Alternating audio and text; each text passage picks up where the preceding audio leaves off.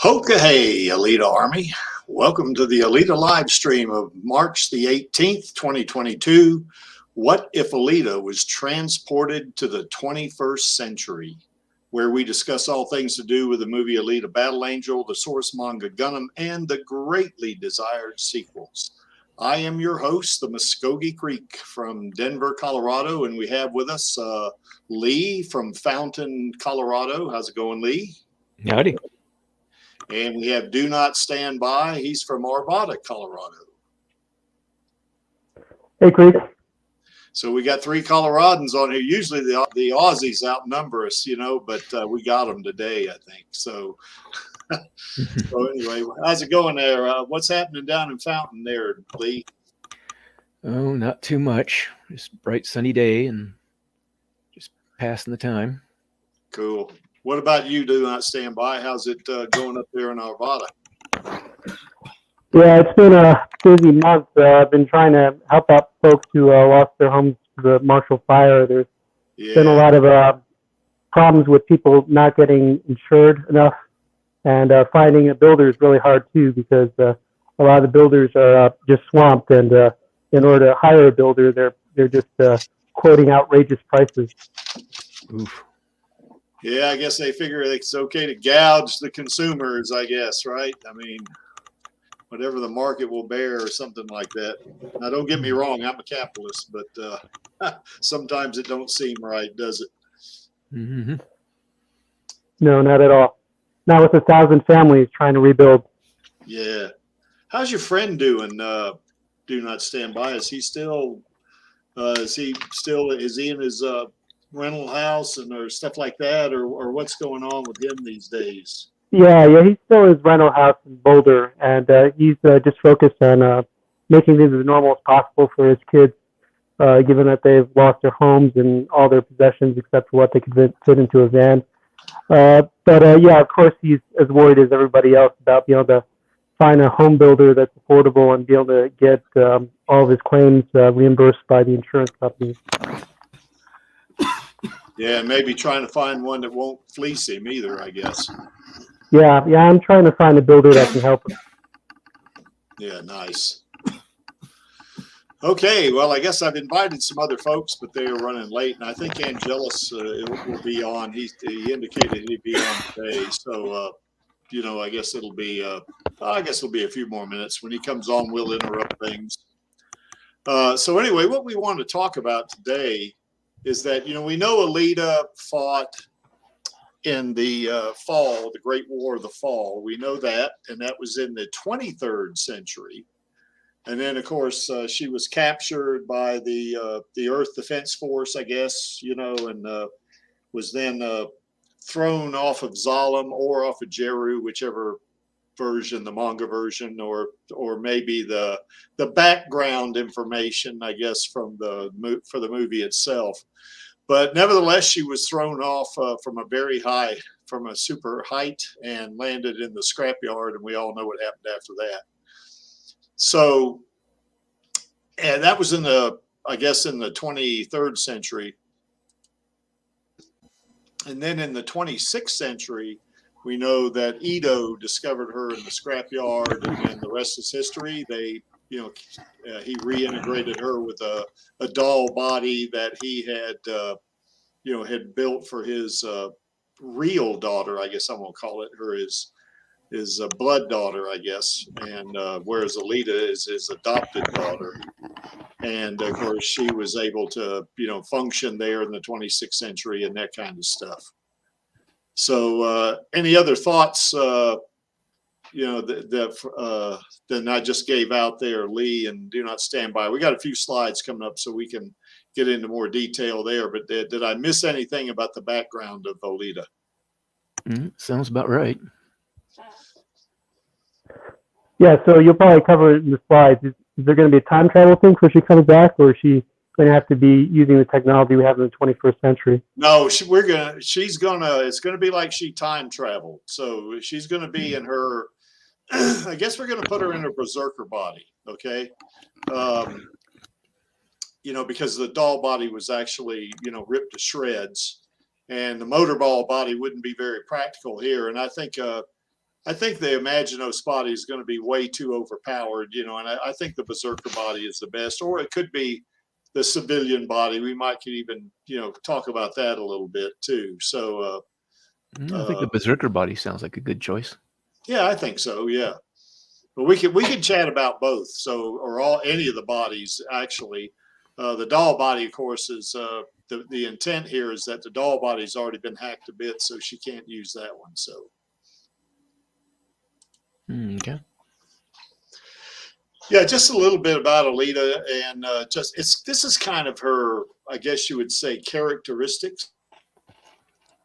That she can definitely, she's fluent in English, so she wouldn't have a problem in, say, America, or let's say Australia or Great Britain. She wouldn't have any problems there, and she wouldn't have any problems in other countries where like in big cities, like in Germany, as an example. The big cities there, they speak pretty good English already. As a matter of fact, I know of a story that one time I was in Munich, and someone that was a customer, I guess, was trying to speak to a sales clerk in German, and of course, I was listening to him, and his German was pretty awful, and the clerk says, please speak English, because he couldn't understand his German, So in big cities like that, they could speak pretty good English, and she would be fine there, Do not stand by. What's going on there? You got a lot of background noise going in there. No, that's not me. I'm Mike. That's Lee, I guess. Yeah. Oh, me? Yeah. Shoot, I didn't realize I. Oh, that's okay. Well, don't worry about it. I didn't know if you were aware of it or not. But that's okay. Don't change anything. You're welcome aboard. No problem. Okay. So anyway, yeah, Alita is fluent in English, so that she wouldn't have a problem there, I think. And she's really intelligent. I mean, it's if you get the idea just reading or just seeing the movie, you would think maybe she's of average intelligence or something like that. But I think she's a little better than that because, to go through military training like she did before she was, thrown into the scrapyard, and then still retain it, and then be able to use it. I think that shows that, it shows that she's, pretty intelligent, and has a good memory, although her memory was erased. We know that. But once things start coming back, she seems to be able to process them and that kind of thing. She's really inquisitive. I mean, as we saw, particularly in the novelization, if any of you have read that or listened to the audio book, she, basically asks Ito a whole bunch of questions about what's going on. And he finally says, we're going to have to put a limit on the number of questions you can ask each hour, So she's pretty inquisitive, in terms of, being curious about her surroundings and her environment and that kind of stuff. And of course, she's very adaptable, certainly being able to go into different, cyborg bodies is certainly, attributable to that, but also the fact that, like, when she woke up in Ito's daughter's bedroom and was able to adapt immediately to that bedroom, and kind of, get the lay of the land pretty fast and then go downstairs and, interact with Ito and Gearhead pretty quickly, then she would, she's definitely, got that going for her. And we do know that she is extremely athletic. We know that from her motorball, not just the athletic in the motorball and the street motorball game, but in the tryout, which wasn't a tryout, it was more like a murder ball type of match. An assassination attempt. Yeah, exactly. And of course, she adapted real fast to that one, didn't she? And then those cyborgs didn't stand a chance against her, really, in that berserker body. And of course, we know she's a survivor, and if you've read the manga, she goes through a lot. She gets killed a couple of times and comes back, and she gets hacked to bits certainly in the movie, and she gets kind of just put in different bodies and is able to survive things like warfare and the Zot and stuff like that, and motorball for that matter, and still not only just survive but excel. So I mean, her appearance, of course, you would think that she's just just a little teenage girl, but well, as long as she's got her mechanical parts covered up with clothing, yeah, she doesn't really look all that different from. Yeah, I mean, you get a hint. Yeah, that's a good point. And you get a hint that when you look at her hands, I mean, that might be a giveaway. But if you don't pay attention, you just look at her face. I mean, she looks like a human being, and she is a human being for that matter. I mean, yeah, she's probably 98% cyborg, but she's got a human brain, and to me that makes her human. So I think she would fit in that way. And but the one thing about it is that Dizzy wants to keep his mechanical parts covered up. That's a good idea, Diz. We don't want to scare people off. So anyway, but she is not really knowledgeable on how to function. Well, not just in a pre-apocalyptic society, but even, she had her memory wiped in the 26th century. And remember, and if you read the novelization at the beginning, it's like she's kind of helpless in terms of getting money. Now in the manga, you know, eventually she learns, she becomes a hunter warrior.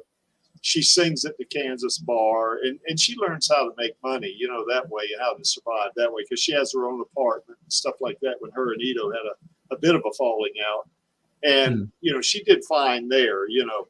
But initially, when she's woken up, she had no clue she had no clue who she was, you know, for that matter. And she didn't know at that point how to survive. I guess she had to learn that from Ito, you know. So anyway, what do you guys think? What do you think, Lee? What plays into that? As far as her knowledge of how to function in a pre-apocalyptic society, or yeah, that's right, or any society for that matter. Well, her adaptability and her intelligence would probably help with that. She'd pick up on cues fairly quickly, I would imagine. Yeah, I think so. Although, go ahead. I was just going to say, one of the first things that jumped into my mind with trouble she might run into is running afoul of law enforcement.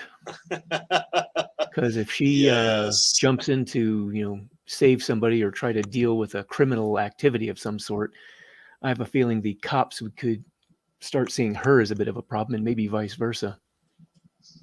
Yeah, because she would not be familiar with that right now.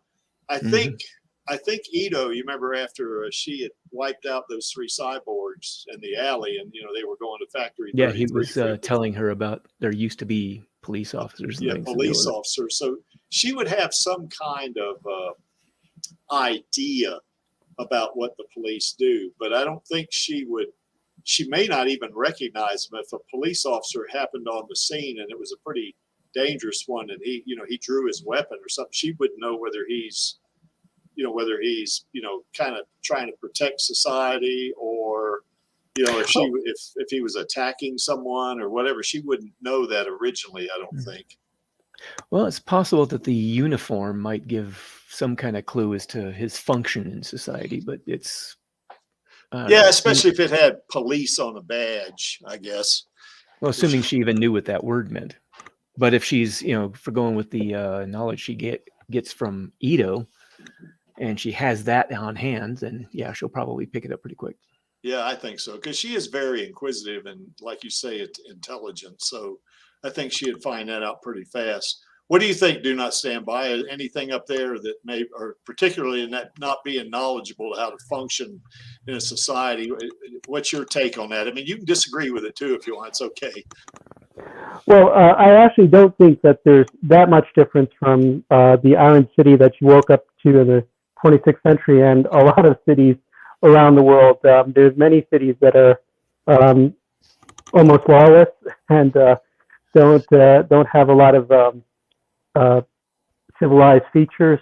So there, in the present day, there's a lot of places that you could put Alita where it's not that different from Iron City, except that there's not the technology of Iron City.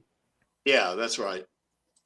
Yeah, as particularly in my brother had gone to a kind of a third world country at one point. He was shooting video, and what he described the biggest city in that country, it was like, I thought, holy mackerel, that thing's really, you know, way back.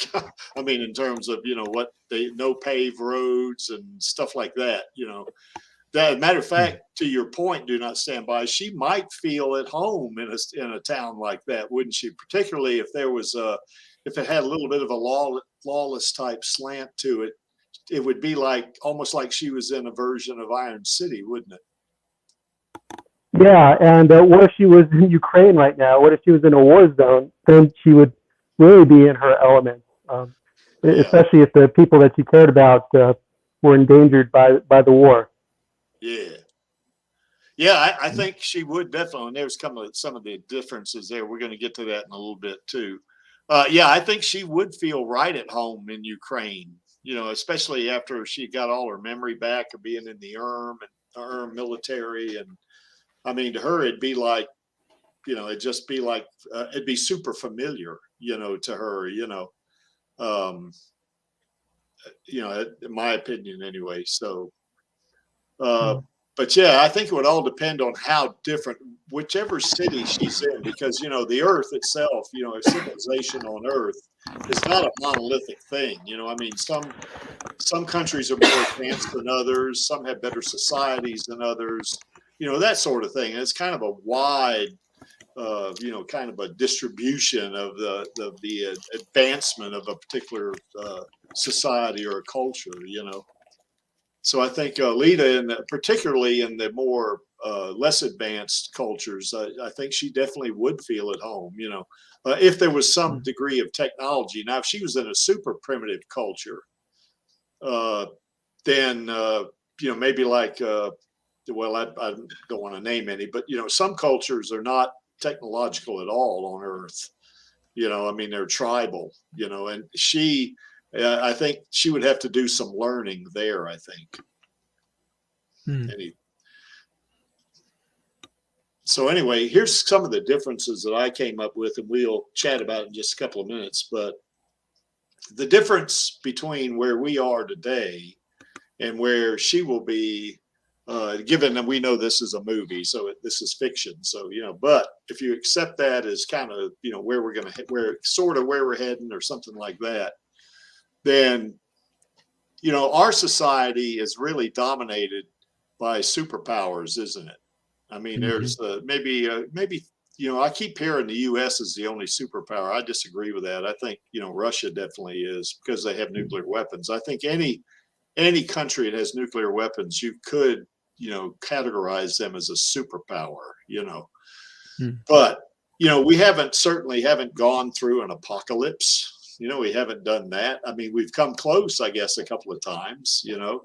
And we've been through instances in some countries where you would think it was like an apocalypse, like the American Civil War. I'm sure that felt pretty apocalyptic to some countries, to the folks in that.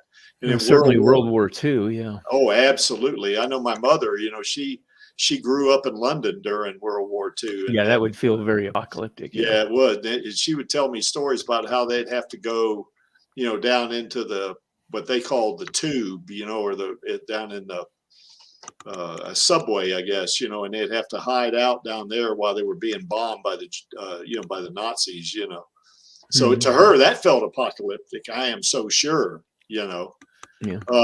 And I'm so sure that you know, in Hiroshima and Nagasaki, you know, when they were attacked with atomic weapons, you know, or nuclear weapons, that felt apocalyptic to them. I am so sure. But what I'm talking about when I say pre-apocalyptic, I mean the world, you know, at large, not a particular town or not a particular country, even, you know. No, yeah. Yeah, you're right, Vladi.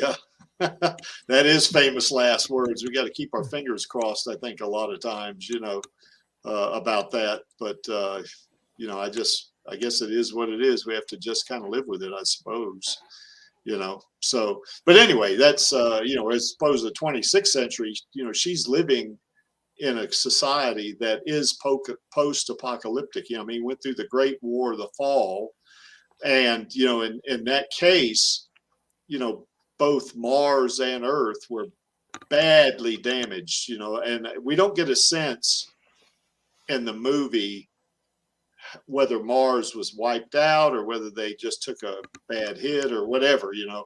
We do get the feeling that the Earth really, you know, took it really bad impact from it, because if you remember, Hugo was telling Alita when they were going to the ship that there were 12, you know, floating cities, and then of course when the sunrise the next day after they're being attacked by the armed military, only Zalem, you know, was still afloat, you know.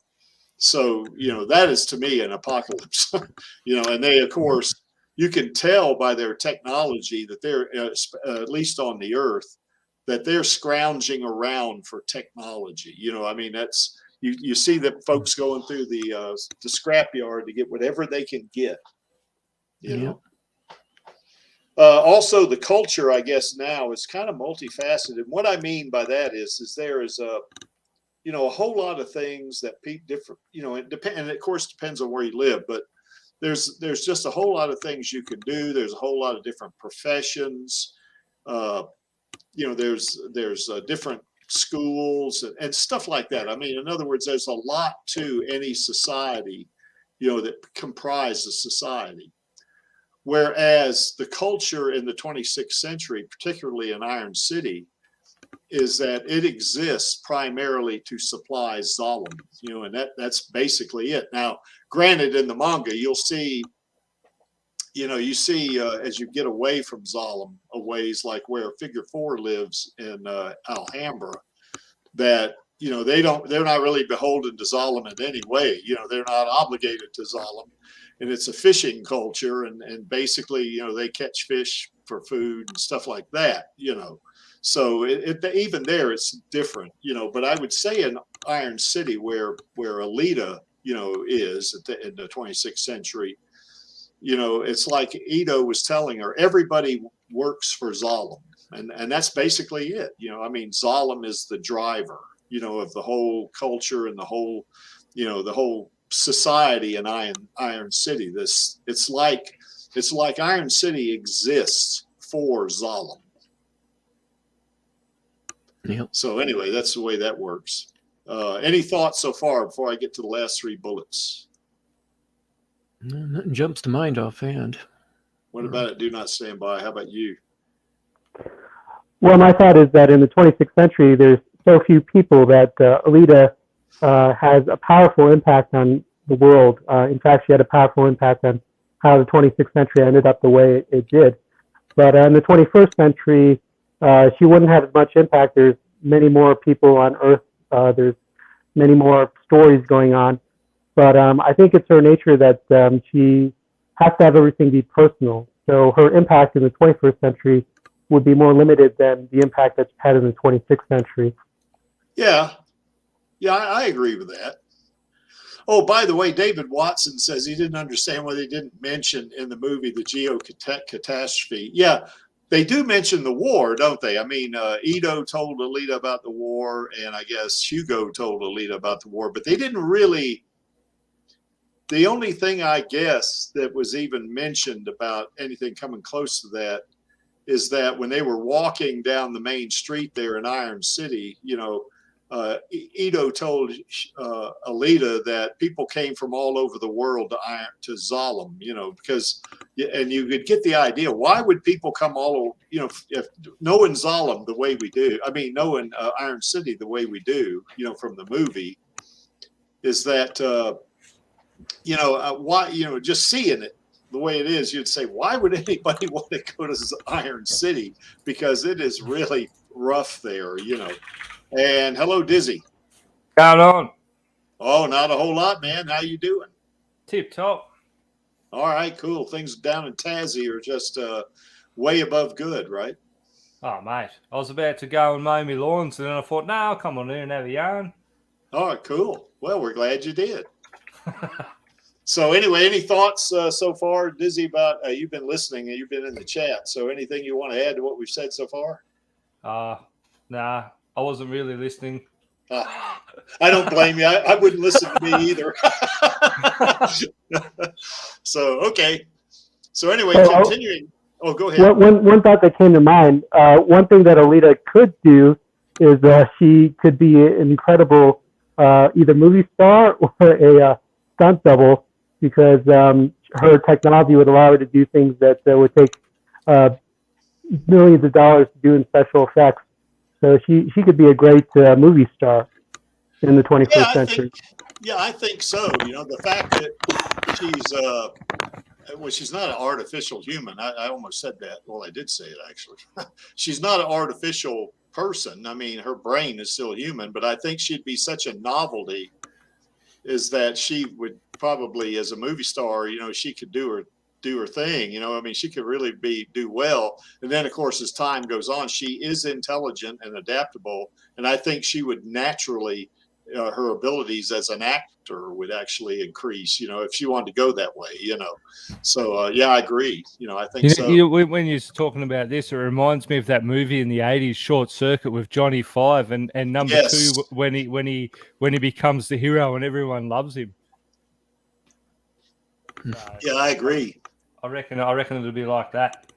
Yeah, Yeah, because now Johnny Five, he was artificial intelligence, wasn't he? He wasn't. Yeah, he was an AI. Yeah. But still, technically he was a rogue AI, but yeah, I think so. Yeah, he definitely was.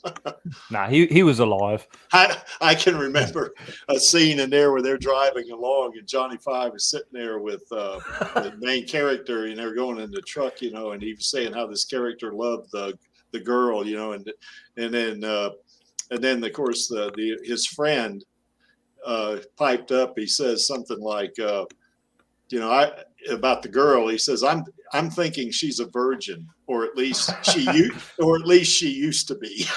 That really struck me as funny, So anyway, I don't know what it has to do with the movie, but anyway, that's that. But anyway, the technology part of this. Now, you see, on the 21st century, I say technology is rudimentary, and what I mean by that is that I don't know if you guys follow any kind of any kind of science or something like that, where they talk about interstellar civilizations. Our technology would be very archaic, because we've only had technology here for maybe 150 years or so, to the point where it's recognizable as technology. Or maybe a little longer, maybe 170 years or something like that. But on the scale of the age of the universe and the potential age of civilizations that could be 1 million years in advance of us or more, then our technology to them would be like, it wouldn't even be something that we would think of as like Neanderthal man, and what they used, for their technology, which was really nothing more than spears and stuff like that. To us, that would not be technology, but our technology would definitely be technology. But to a super advanced civilization like an interstellar, civilization, our technology it'd be laughable to them. Yep. But in the 26th century, some of the technology that they have there in Iron City, we recognize today. Remember, we did a stream on that on Radio Chaos some time ago, where we talked about how some things look exactly the same, like, light bulbs as an example, or ceiling lights, or even the cars, even though they look different, and some of them are on 3 wheels, and Hugo had that gyro bike, that one-wheeled bike or unicycle bike or whatever you want to call it. I mean, we still recognize that. I mean, I'm so sure that somebody today could drive that bike. As a matter of fact, they had an individual that built one and showed it to them on set there in Austin once. Yeah. But the cyborg technology they have is extremely high advanced compared to what we have today. When you take a look at Tilly Lockheed, I mean, it's pretty cool. That she has those cyborg hands, and that is really neat. But that is not anywhere close to the advanced technology that they're using, on Alita, let's say, or even some of the other cyborgs. And of course, the technology that Alita has, especially in her berserker body and on up, berserker body and Imaginos body, she's got those nano machines that actually, it's quantum leaps even above. Because Zolom's got. We are just barely experimenting with that right now, and it's very rudimentary. Whereas there, it's just a natural thing. They know what cyber blood is. It's little nano machines. Or a lot of it is. So, any thought about the technology differences or similarities, you guys, maybe that I missed here in just those 2 bullets? Well, something that jumps out at me is the second any Earth government in the 21st century gets a hold or gets wind of what Alita's body is capable of doing, technologically speaking. Yeah. She's probably going to get hunted. Yeah. I think so, And then, of course, if Alita's here and my niece is here and they hunt her, I'm going to have to help her, I don't really think she'd need it, but I don't think she would either. Yeah, she definitely wouldn't need my help, I don't think, but no, I don't think there's I was just going to say, I don't think there's a modern military force that could stand up to her. Yeah, it depends. I guess it depends on the body. If she's in the Imaginos body, particularly, yeah. She that she would could just take out all the wreck everything. military, just because I mean the fact that she can move, at relativistic speed, they can't see her, they can't shoot her, or something like that. And even if they shot her with something like a rifle or something like that, her body would repair itself in seconds. Yep. Anyway, I guess that's kind of that, I suppose. I guess the difference too in space travel is kind of important. I didn't bring this up in the movie, about the, their space travel capabilities, in the movie itself. In the manga, it's, after you get into the Last Order, particularly, it talks about how, that the folks in Jeru and the folks around Jupiter, or the AI at Jupiter, and the folks that live there and that are in floating cities around Venus and stuff like that, they talk about some missions that they would do interstellar type travel on. Well, if that's the case, they are way more advanced, or at least those, not Iron City now, but like say Jeru and even Zalem to some degree, and then the Jupiter folks and even the Mars folks, and the Venus, those individuals, that technology is way above what we have now. I mean, our space travel is still in its infancy. I mean, we've put people on the moon. That's quite an accomplishment. But when you think about the universe that Alita lives in, there are people living on around or on other planets, and that is something we haven't come close, to doing. Now we've come up with some, with some ideas of how we can do it. And I know Elon Musk is really working on that pretty hard, but we ain't there yet, so. But anyway, that's, I think, and especially if they have interstellar travel, not just interplanetary travel, but interstellar travel, that technology is going to be way, way more advanced than anything that we have today in terms of space travel. One thing that I guess in the 21st century, we have a lot of different activities to distract us or entertain us. Sports, certainly. I mean, American football, baseball, cricket, I don't know, rugby, bowling, just anything, tennis, anything you can think your of. Pace, mate. I'm sorry? Bowling is more your pace, isn't it? I used to do bowling years ago. I haven't done it. Lawn bowls? No. Dizzy, I have 3. So, I haven't bowled though in quite a while, but we have things to do like that. Plus there are other activities, that we can go to. I mean, certainly sporting events, is a big deal. I mean, you can go to, what us Americans call soccer and what the rest of the world calls football. I mean, certainly we have big stadiums for that. And that sort of thing. But in the 26th century, all we've gathered, at least the time Alita was in the scrapyard and not long after that, was just motorball. Now, at the end of Last Order, there's the Zot, so that's different, But even there, that's only 2 activities that they really dwell on, people can go to the Kansas bar and do stuff like that. But you don't have that. To me, it doesn't seem like there's, or at least they don't mention it, all these different activities, Well, there was one other mentioned, I think in the manga, very briefly. There was a gladiatorial fights. Oh yeah, that's right. Some little arena that was going on. Yeah, but it was only very briefly touched on. And that's similar to the Zot too, I guess, But yeah, you're right. There was, because I remember Zariki was a character in that, wasn't he? And motorball was like just the main sport. Yeah, and I guess Kanuba in the manga, I guess he was a gladiator too, wasn't he? I think, if I remember correctly. Anyway, that's kind of that in a nutshell, I guess. So anyway, is there anything else, I mean, about the differences, between, what we're doing today, and what they're going to be doing in Alita's world in the 26th century that you can think of that I might have missed here? Travel to different cities would be a big change because there are other cities in this timeline. Yes. Yeah, the interstate in the United States, or the freeway, if you're in Australia, or if you're on the Autobahn in Germany, or you're on the motorway in England or something like that. It seems to me that those things are kind of, they're probably still roads, but, they're all beat up.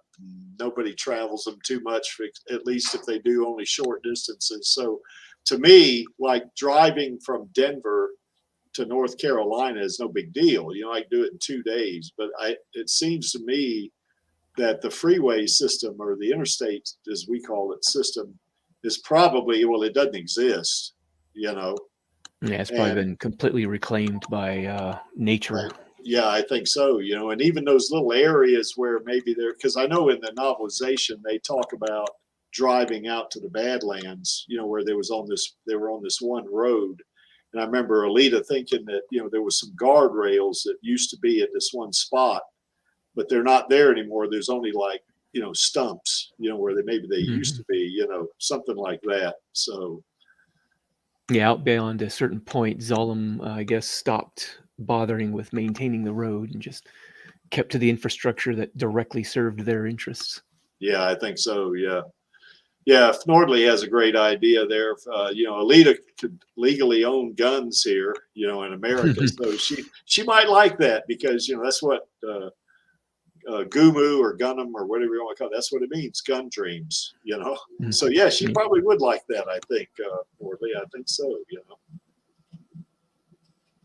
So I have to wonder if she would choose between becoming a mercenary or a bounty hunter of some sort. Probably mercenary. She gets to travel. Yeah. And her inquisitiveness, I think she'd prefer to travel the world and see more of it. I think maybe she would work for Blackwater or something, or maybe or what's it called now, Z, I guess. Something like that. Yeah. Yeah, she might, and they would probably be only happy to have her too.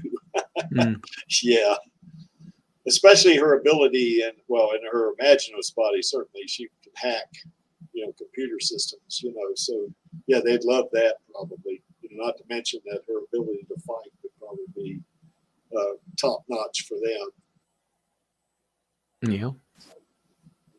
That's also assuming, though, that they aren't trying to hunt her down and get control of her technology themselves. Yeah. Yeah, they probably would be trying to do that. Yeah, I guess. Can imagine a lot of governments and major corporations trying to get their hands on her cybernetics. Yeah. Yeah, and you would hope that if, even if, let's say she volunteered that, said, hey, I'll let you, kind of, research me and stuff like that, so you can learn from my technology since I'm now living here and stuff like that, that they wouldn't, get her and, maybe disassemble her or something like that, to try to replicate her technology. Flottie thinks she would settle down in a quiet country cottage. I don't know about that one, Flottie. She might, maybe, but maybe if there was a shit ton of chocolate. Yeah, that's right. They would that and oranges and that kind of stuff. It better be near a farm or something. Like near where Den lives in Florida. They grow oranges in Florida, so that. They could have a farm 99, and it's got heaps of chocolate and oranges. Yeah, she might even want to own it, the farm. Yeah, exactly. So, yeah, this is pretty cool. Maybe she could be in Cirque du Soleil. Yeah. Yeah, she could probably do that, because seeing her do that one finger stand and all that acrobatics she did, in the movie, yeah, she'd probably be great at that, And that would play into her wanting. She could probably be an actor and be her own stunt person too. Yeah, there wouldn't be any stunt that she wouldn't be able to do. Yeah, and even if she kind of injured herself, her body would repair itself. So, her low caliber gun, she could get shot with live ammo to make it look more realistic and not get hurt. Yeah, exactly. Oh, David Watson says maybe it'd be in Switzerland if she's going to go for chocolate. Yeah, maybe so, David. Maybe so. I think she'd like scones too. That's my opinion. Say that again. Yeah, it's scones. You know what a scone is, right? Scones, man. Yeah, scones. That's right. Yeah, that's a pretty good Southern accent there, Diz. Yeah, thanks. Call them scones. You're talking about like the little bread things you put cream and jam Yes. Yeah, that's right. on. Yeah, mate. And a shit ton of butter. Yeah, I don't like putting jam on my scones, if you want to call it that. That's why they're not scones. Yeah, scones. Yeah, scones. I'd Yeah, like whatever. to say, I'd like to hear how V-Laddie says that, because I think that's where they came from, isn't it? The UK with their scones and freaking tea. Yes, yeah, they have it 2 o'clock every day in the UK. At least when I was there, from 2 o'clock to about 6. They had like different tea times, I guess. I don't know if they do that now. Vladdy, do you still do that? He cream, does, man. cream teas. Tea selfies with what's it? Is Battle Angel hot toys, little Alita. Oh yeah, yeah, scones, jam, tea. He gets it on. Well, they call them sometimes. I guess they're. Yeah, Vladdy likes scones. He'd raise that little finger too, mate. As opposed to that big middle one, huh?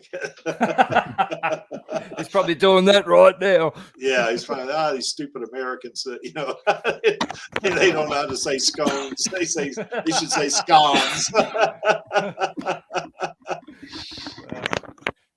Yeah, David Watson says I was mentioning 2 o'clock, from 2 to 6 or 2 to 4, whatever it is. I don't remember, but they had what they called, especially if you had a scone or scone, whatever that had cream in it. They called them cream teas because you'd have that and the tea, So it's I really like that actually. I wish we had something like that here, but we don't. So. Maybe you need to start something up, mate. Maybe so, huh? Yeah, come to the Kansas bar and we won't have a cream tea. We'll have kind of a we'll have a Kraken tea or something. A creamy Kraken. Yeah, that's right. Kraken rum. Yeah, rum tea. So anyway, so Vladdy thinks he mispronounces scones himself. Who knows? I know there's a little where in North Carolina, a little place I go to there, they call it scones, and they don't look anything like a scone from Australia or England. They don't look anything like that. Yeah, that's right. They're more of a triangle shaped looking thing. Nah, that's not a bloody scone, mate. That's an American scone, I guess. It sounds more like a ninja star or something. Who knows? Triangles? Like you throw that shuriken, right? You throw it, it sticks on something. Yeah. Okay, so this is what Alita is going to be dealing with, I guess, when she gets into if she time travels. Now, once again, she is going to be like she is in the movie. She's going to be, we're not going to adapt her technology or anything like that. She's going to have that berserker body is what we'll give her in this one. And it's going to have those nanobots and all that. So, one of the things that, she's kind of going to have to deal with, of course, is that certainly, she could live I think she would do okay in a more peaceful, a less lawless, I'm saying this with tongue in cheek, I guess, but a society like that, I think she could survive that. I think she would function pretty well in that because, Alita is generally a good person. She's not somebody she can get bloodthirsty. There's no doubt about it. She definitely has her moments, but I think she's always, or at least most of the time, she's provoked, and does that, I think one thing she might have difficulty with here would be dealing with, you know, in her time, you know, she's, you know, that there's Zalem up there and they're kind of controlling everything and stuff like that. And it's really only one type of authority. But here in this century, we got all these different nations, you know, and I'm not sure what she would think about that. You know, I mean, because she might even come up with what's a nation? That might be her first question. You know, what is that? You know,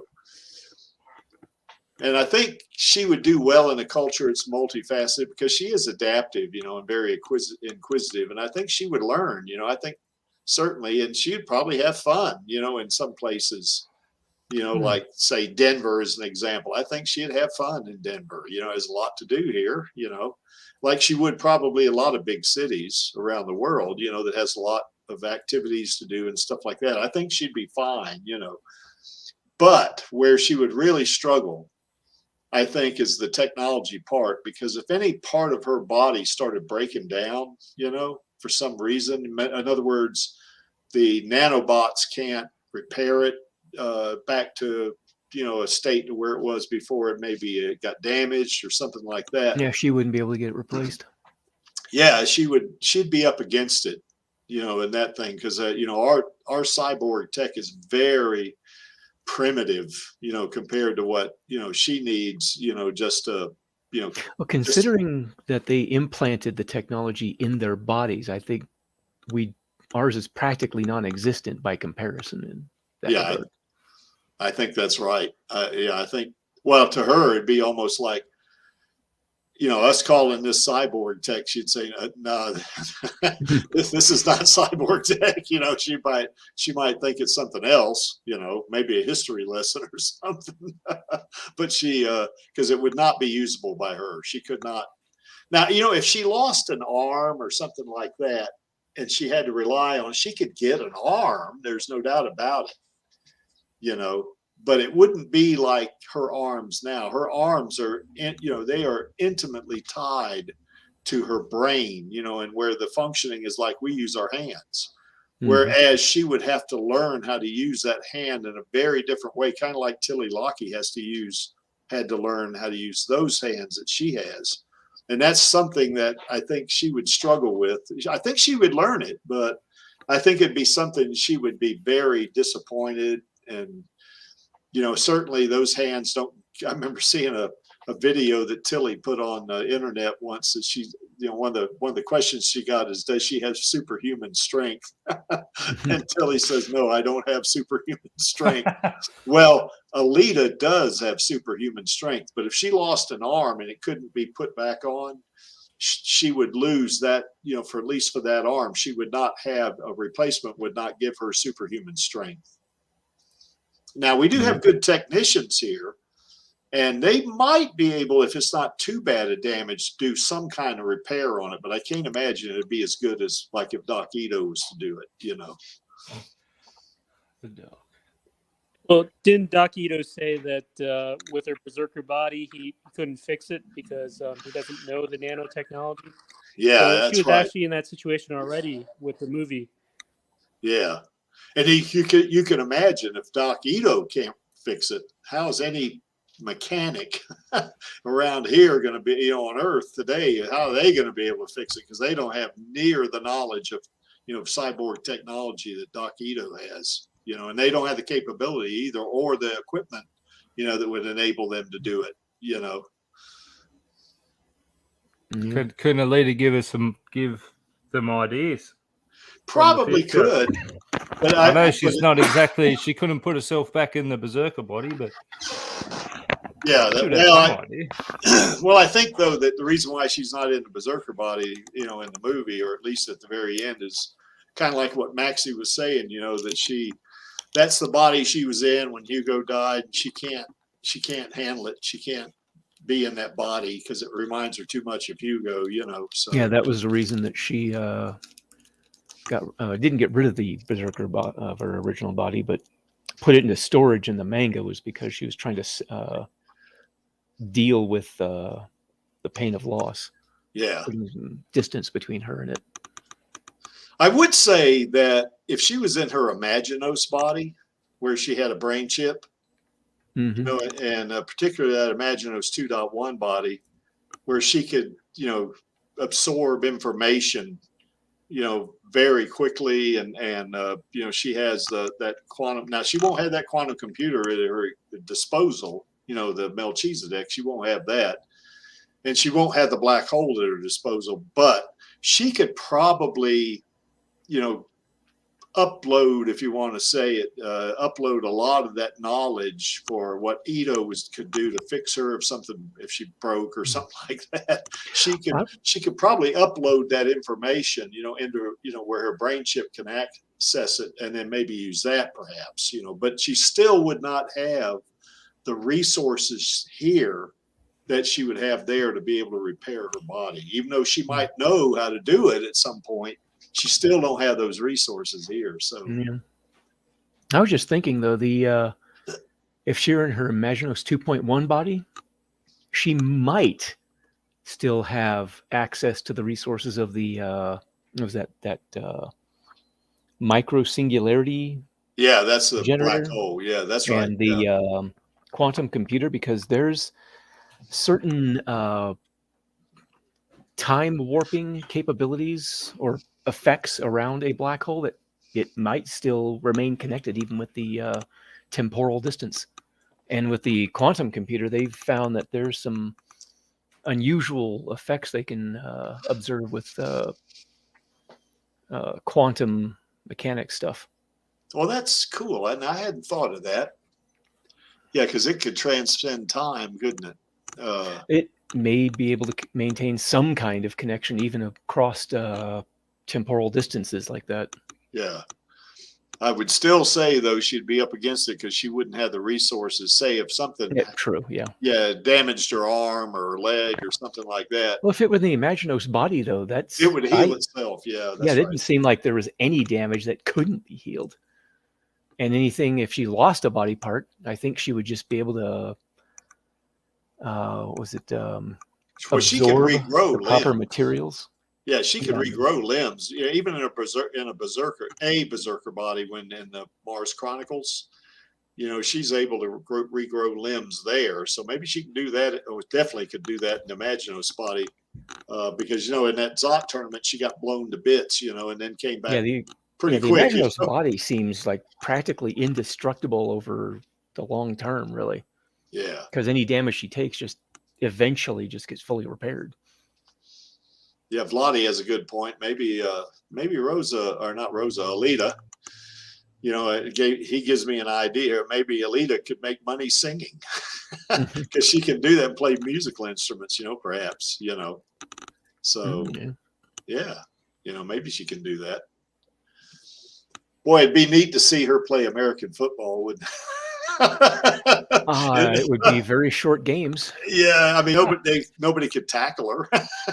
Oh, they could definitely try. And they could try miserably. Yeah, I mean, she would run over them. Can you imagine a little bitty lady like that running over a 320-pound defensive lineman? It'd be funny to watch it. It'd be like a locomotive plowing through tall trees. Yeah, probably so. So she would be she'd be good at sports. Once she learned it, and particularly in her, whether in her berserker body or Imaginos body, say she was playing baseball, and of course, her eyes being connected, the way they are, and her having a very fast way to assimilate information, stuff like that. You could get a pitcher could throw the ball over 100 miles an hour. To her, that wouldn't be anything. She could they'd be like, she could probably catch it with her hand, without any trouble. Now the thing of it was to learn how to swing a bat, and how to hit the ball. Same would be true in cricket, I guess, wouldn't it, Dizzy? I mean, she could probably learn the game pretty quick, but then she's got to practice, I guess, to swing the bat there, I guess, and hit the ball. Well, considering the accuracy and agility that her cybernetics give her, I don't think it would take her long to get to that point. Oh yeah, she'd pick it up, I mean, now I guess in the novelization, you know, she actually trained for that, you know, for that motorball second league tryout, I guess, for what, 2 or 3 months, I think it was. And, Actually, I think it was only a couple of weeks. Oh, was it? Okay, I don't remember, but I think she picked it up, but she still had to train. You know, she still had to practice and stuff like that for even if it was a short period of time. You know, Alita as a pro wrestler or cage fighter, yeah, that would not be fair to her opponents. You know, and you know, I don't think she, as a pro wrestler, I don't think she would like to say, well, you know, somebody telling her, well, you're going to lose to this person tonight. No, I'm not. There is no way. I have a feeling she would be going through every single sport on earth, because after the first time she competed, they wouldn't let her back in again. Yeah, probably true. Draw perfect circles on the blackboard if she was a teacher. Yeah. Yeah, she definitely could do that. Maybe your best bet then is to be a pop idol, either in Japan or in Korea. They love pop idols there. Yeah. Well, she can sing, you know. So yeah, she'd be fine there, I think. I don't know if she'd be satisfied though with in a non-physical endeavor. You know what I mean? Like you know, her as a boxer, let's say, you know. I mean, they probably wouldn't let her compete in men's boxing or something like it, or UFC against men, you know. And I don't think it's because she's a woman. I think it's because she would There's destroy. Nobody on earth that could match her. I mean, she would just completely decimate everybody she went up against. Well, even if they put her up against an entire team, she'd flatten the team. Yeah. Because, yeah, we did a stream, and I got a video on my YouTube page that talks about her speed, strength, and power. And she, you know, she can curl 800 pounds. There's no human being in her berserker body. Her Imaginos body can do even more than that. I mean, she could probably curl a ton. You know, who knows? You know, and in her berserker body, we figured she could bench press. There was a scene in the manga where she gets.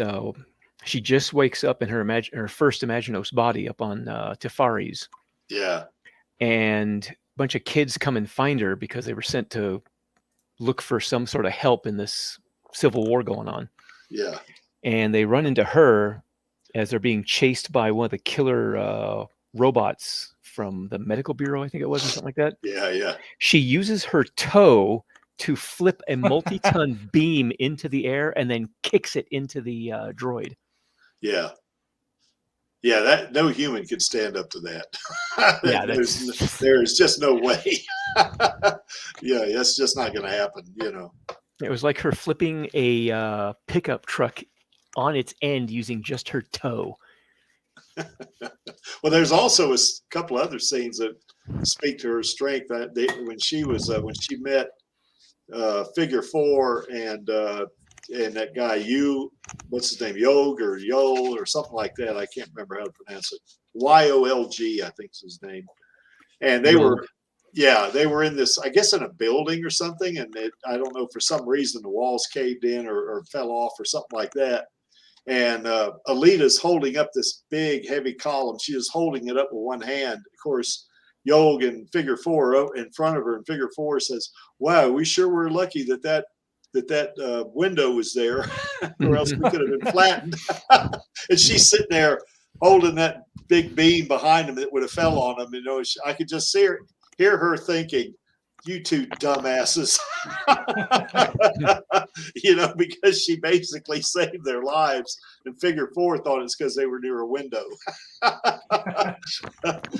Then, of course, there was that other scene where that other panel where she actually ripped the guts of that suicide machine up and held it over her head with one hand, you know. That was in the Imaginos 1.0 body, I guess. No telling how much Imaginos bodies. Yeah, there's no telling, you know, how heavy that thing was. You know, we tried to figure it out, you know, and of course there's no way of knowing because we didn't know what it was made of. But yeah, and her, if she was in her Imaginos body, you know, and you know, it'd be, I mean, you know, just an order of magnitude greater than her berserker body, which she can bench press 3,200 pounds in her berserker body. Can you imagine, what she can bench in her imaginous body? I'd have to I had to do a stream, not a stream, but I'll have to do, I could do a stream on it, I guess. How powerful she is in her imaginous body. So entirely too powerful. Yes, exactly. By the way, folks, I've kind of neglected to do this. I'm gonna put the StreamYard link in the chat. If you want to jump on, there it is. And you can join us to talk about Alita. So yeah, I kind of agree though. She can do a lot of things. I mean, she would find, even though she'd find some things familiar here, in the 21st century, some stuff would look painfully primitive to her, and then other stuff would look familiar. I mean, she could she would recognize. Dealing with people, I think she wouldn't have a problem with, because people are people, but maybe some of the strange little traditions or social norms that might be different, she might have a little bit of trouble grappling with at first, but she'd learn it though, I think. Oh yeah. Yeah, I don't think she'd have a problem. Well, she'd have a problem to begin with, but yeah, I think it might trip her up in the beginning, but she'd probably catch on fairly quickly. Yeah. Assuming she won. Oh, here comes Dizzy. Here comes Dizzy's bud. Angelus. How's it going, Angelus? What's going on, mate? Not a whole lot. So never, mate. Oh, fucking cool. Daylight savings is all I got to say. Yeah. More like David's timings, mate. I bet the creek messed up the time. That's probably what it is. Trust me, it wasn't Creek, it was Davo. It messed him up. Okay. Okay.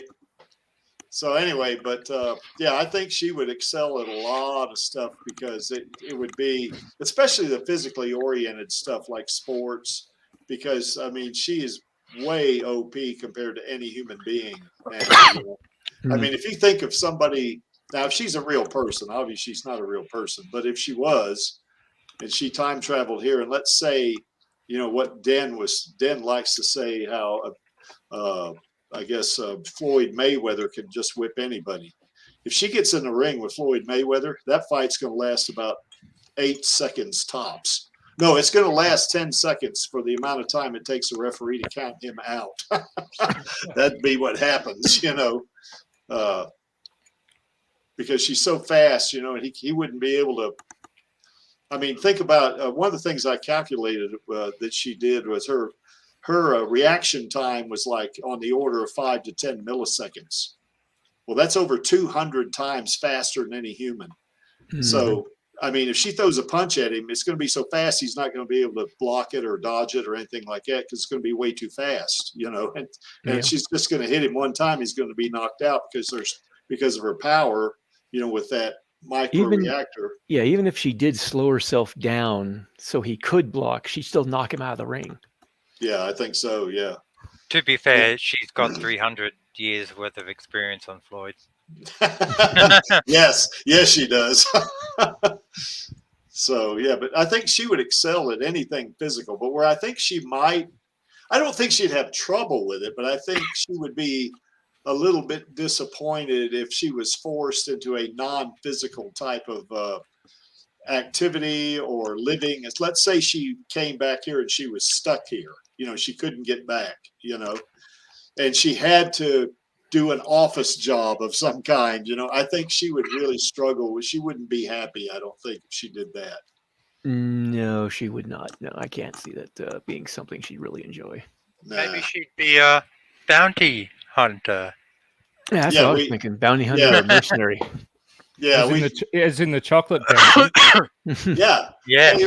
Pay her in chocolate. Does it still have the coconut in the middle? By coconut, you mean hairy on the outside, moist and wet on the inside? Oh, come on, mate. You think she'd like Vegemite? What do you think? Yeah. Yeah, she grew up with it. Yeah, that's right. She did have that. What was that stuff they had? on Mars when it was like Vegemite, wasn't it?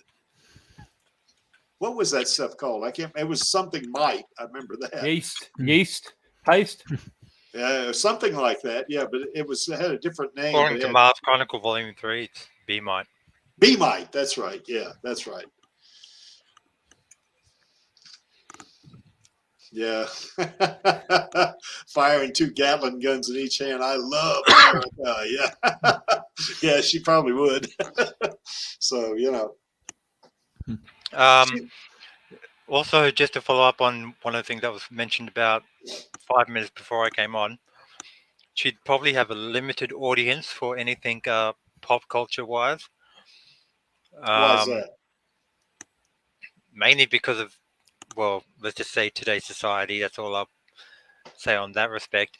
Okay. But, there's going to be some people that might not like her singing, like, how people might not like the Korean pop scene sort of thing. But, yeah. I mean, while she can perform, she could star in movies as well.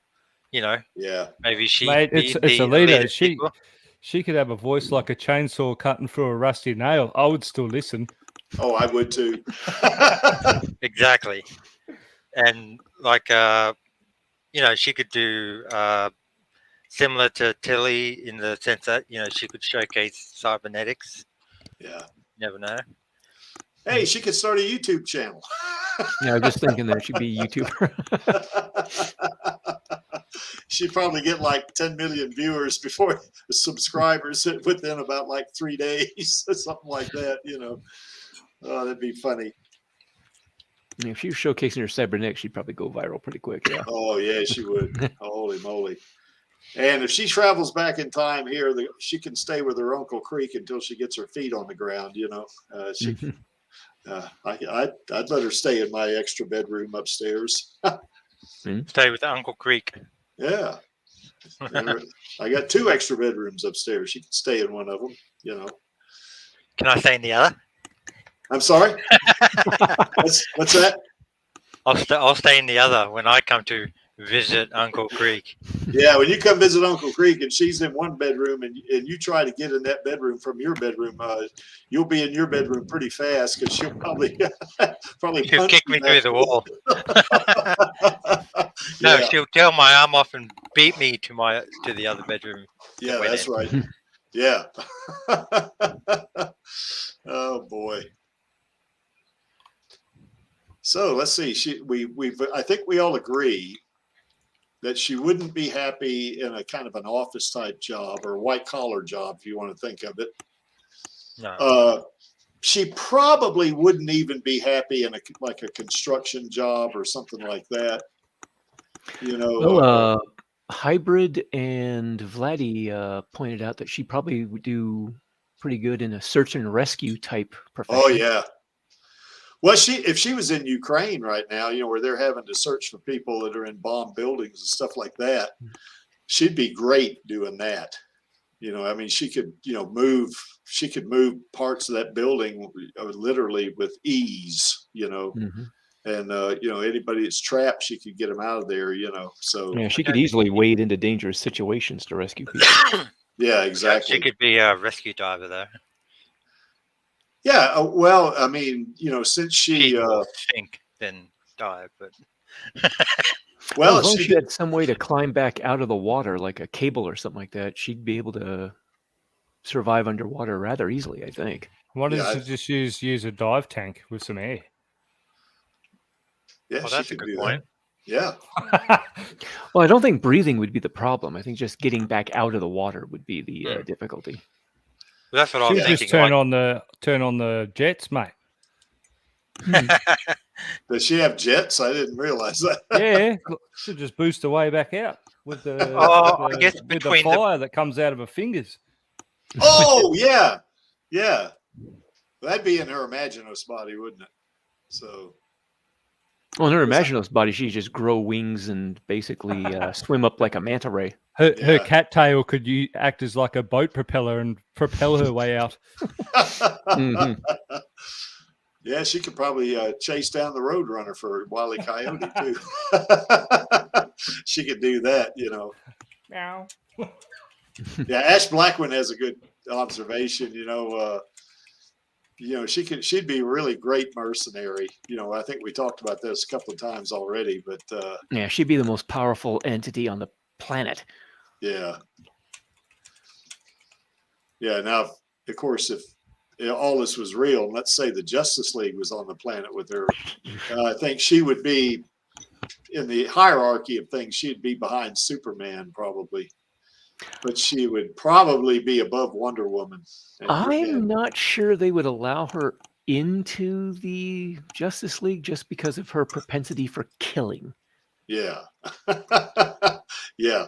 Yeah. You don't want to piss her off. That's for sure. Yeah. I mean, I don't think they'd necessarily be at odds with her, but I think there would be a bit of friction there over that point. Yeah. That's a reasonable point because, she can and is capable of killing.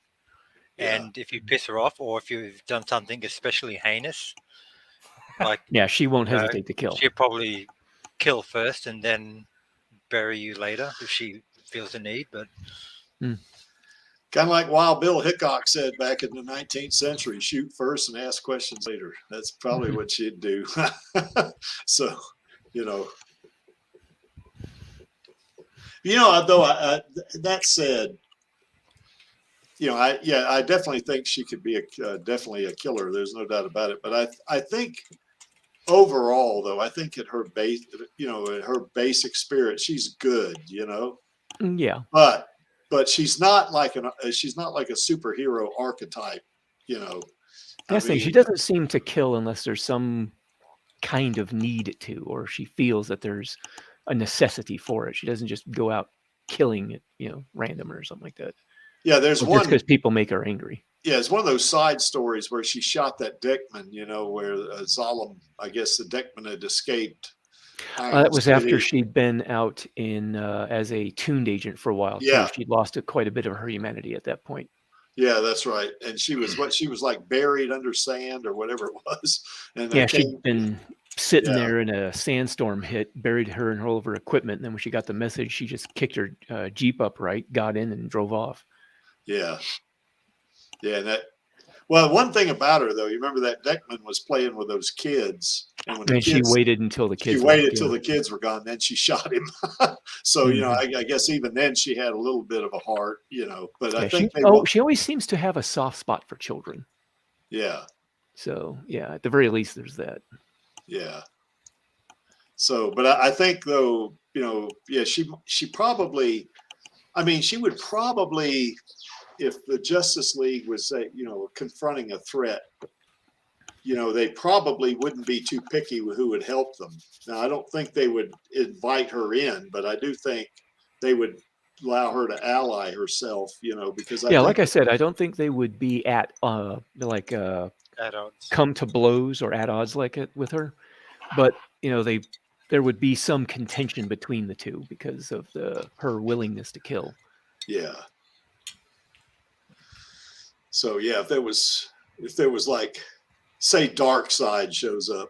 No, I don't think they would have any problem with her coming in to help out. No. No, yeah. if she's in that Imaginos 2.1 body, Darkseid's not going to have much of a chance, in my opinion. But who knows? Yeah. So anyway, that's that we talked about that, I guess, on the stream here a few months ago. But I think it's more similar to, I guess, Superman. Whenever with his hearing, like he'd pick up on random human crime. Alita wouldn't be as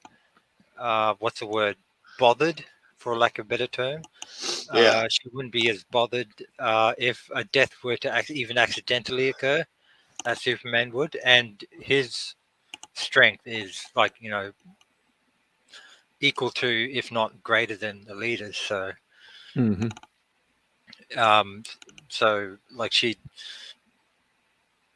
I don't know even how to put it. That's the best way I can put it, basically. She wouldn't be as conscientious of it.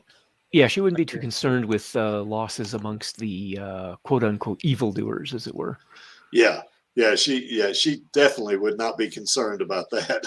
Yeah. It would be it would be like a non-issue for her, you know. Oh Whether it yeah, was it's somebody who's like dangerous, especially a dangerous killer of some sort. That there'd be no question that she'd probably be willing to take them out to prevent them from doing any more killing. Yeah, I think so. Yeah. I don't. Creaky, did you share the DM I sent you? Yeah. No, we could do that though. Okay. Let me see that. Let's see. I got to find you here, Angelus. There we go. Yeah, there we go. Yeah, that one. That's pretty cool. Yeah, let me share that guy. That is cool.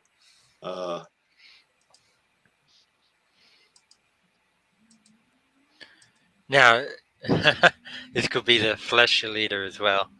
Yeah. The last order ending Alita, if you want to call it that. Well, the flesh Alita would be different than, say, cyborg Alita. I mean, she'd probably be a good fighter because she knows techniques, you know. But I don't think she'd be unbeatable in this body. Yeah, because your flesh and blood body's not going to have the speed and the strength that the cybernetics would give her. Yeah, exactly. So she'd still be a well-trained fighter, but not to the extent that she was with her cyborg self. Yeah. Yeah, I've seen that before, you know. Yeah, that's a pretty good pick there, Angelus. Yeah, I've seen that. That's a good one. Yeah. Yeah, certainly. That's pretty cool. So anyway, I guess hybrid brings up a thing. She could be like the first woman traveling to Mars, which would be kind of funny since in the 23rd century, she's born on Mars. Then she comes back 21st century, travels to Mars, and becomes the first person on Mars. So that'd be kind of cool. She time travels back in time and becomes the first person to found a colony on Mars. Yes. Yeah. Now, what I think is that if she was in some spacecraft that and she had to follow the laws of physics about getting in a spacecraft and traveling from Earth to Mars, and it took her 7 months, I think she'd be bored out of her mind myself. I think she would go stir crazy. Yeah, because she's one of these people that has to have things going, you know. I think she has to be doing stuff, you know. I don't think she's gonna. Yeah, I don't think she's one for just sitting around for extended periods of time. No. I don't think so. I never thought we'd be able to get this deeply into this topic. I thought it'd be like surface level at best. This is awesome. I love it. Yeah. Yeah, that technology thing is going to be a big challenge for her, though, when she gets here. Ooh, I was just going to say, I think it'd be more of a challenge for her. I mean, realistically speaking, if, local governments and corporations ever found out of her technology, she'd probably either be on the run or constantly fighting with them.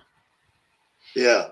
I mean, that might be one thing that actually ends up driving her away from society, is because if she ends up constantly having to fight off attempts to capture her and obtain her technology, then she'd probably move out of populated areas to keep civilian casualties to a minimum.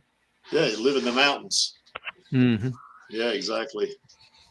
Or she'd fight her way into the capital or something like that to try personally take it up with the leadership. Yeah. Or even better, Australia, because everything tries to kill everything around here. Yeah, those big ass spiders definitely tried to do that. That's for sure. Ash Blackwind has a good point. If she was in her doll body, it might be more fair if she was fighting 100 UFC fighters at one time. Yeah, it probably would be fair, maybe. No rules, weapons allowed. Yeah. Yeah, that's right. I mean, think about it. In her doll body, she took off Garishka's arm. Mm-hmm. And she took on a bar full of cyborgs. So, I don't know if I'd still call it fair, though. Only because of my martial arts background, I know this particular story. But in the Shotokan style, I think... No, Kyokushin. Okay. there's a master by the name of Mas Oyama, Yeah. and he like I didn't I don't know if he did or didn't develop it, but he made it well known or famous, if you will, of a exercise called the 100-mate kumite. And basically what it is one fighter surrounded by 100 fighters. You know, you can set it up however way you want, like in a line or like completely surrounded like a circle. Yeah. And each fighter would have one attempt to make one attack, and the defender can only block once and only make one strike. And if you don't knock them down in that one strike, you've basically lost. Okay. And it's not like a one after the other. It's not like a timed or predetermined. It's like each fighter does come in one at a time, but you won't know when they're coming in. You won't know what they're going to come in with, a kick, a punch, or a grab attempt, but it can only be one from like one attack and then one block and one attack on the defense. And he basically, so naturally, if you have to knock them down in one hit, you have to hit them pretty hard. Yeah. And he did that for 4 days straight or 3 days straight. And the only reason why he couldn't continue is because of the fact that he just ran out of fighters. And I think it's like only like single digit people in the world from various styles that have managed to actually successfully complete that. Now, So Maso Yama's not still alive, is he, Angelus? Didn't he die? no, I think sometime? I think he's passed away, but he was a big fellow, and he's like, there are other stories of him like being able to like punch a bull directly on the head as he was charging at him, or like sort of galloping around him or something. And well, he could rip their horns off too, couldn't he, as they were charging him? Well, yeah, either way, like, you know, it's not easy to do regardless of how strong you are, because, you know, the skull, at least in certain places, even for a human, is extremely hard. And as for the horns as well, you know, that's also like trying to tear someone's arm off almost, sort of thing in it. And but yeah, so bringing it back to the Alita versus 100 UFC fighters, you know, considering that human on human, that can be, you know, it's extremely rare, but it can be done. Yeah. You pit her doll body and her level of experience versus the other fighters who, let's just say, had a rudimentary understanding of cyborg bodies at best. Yeah. I don't know how much fairer it would be. Yeah, I don't think it would be very fair. By the way, Vladi says she could stay in a countryside cottage, you know. Yeah, Vladi, she could stay in my house in North Carolina. That's in the woods. She could stay there. Although I think it's not quite secluded, you know. I mean, it's in a small township, but, you know, anyway, it's another story.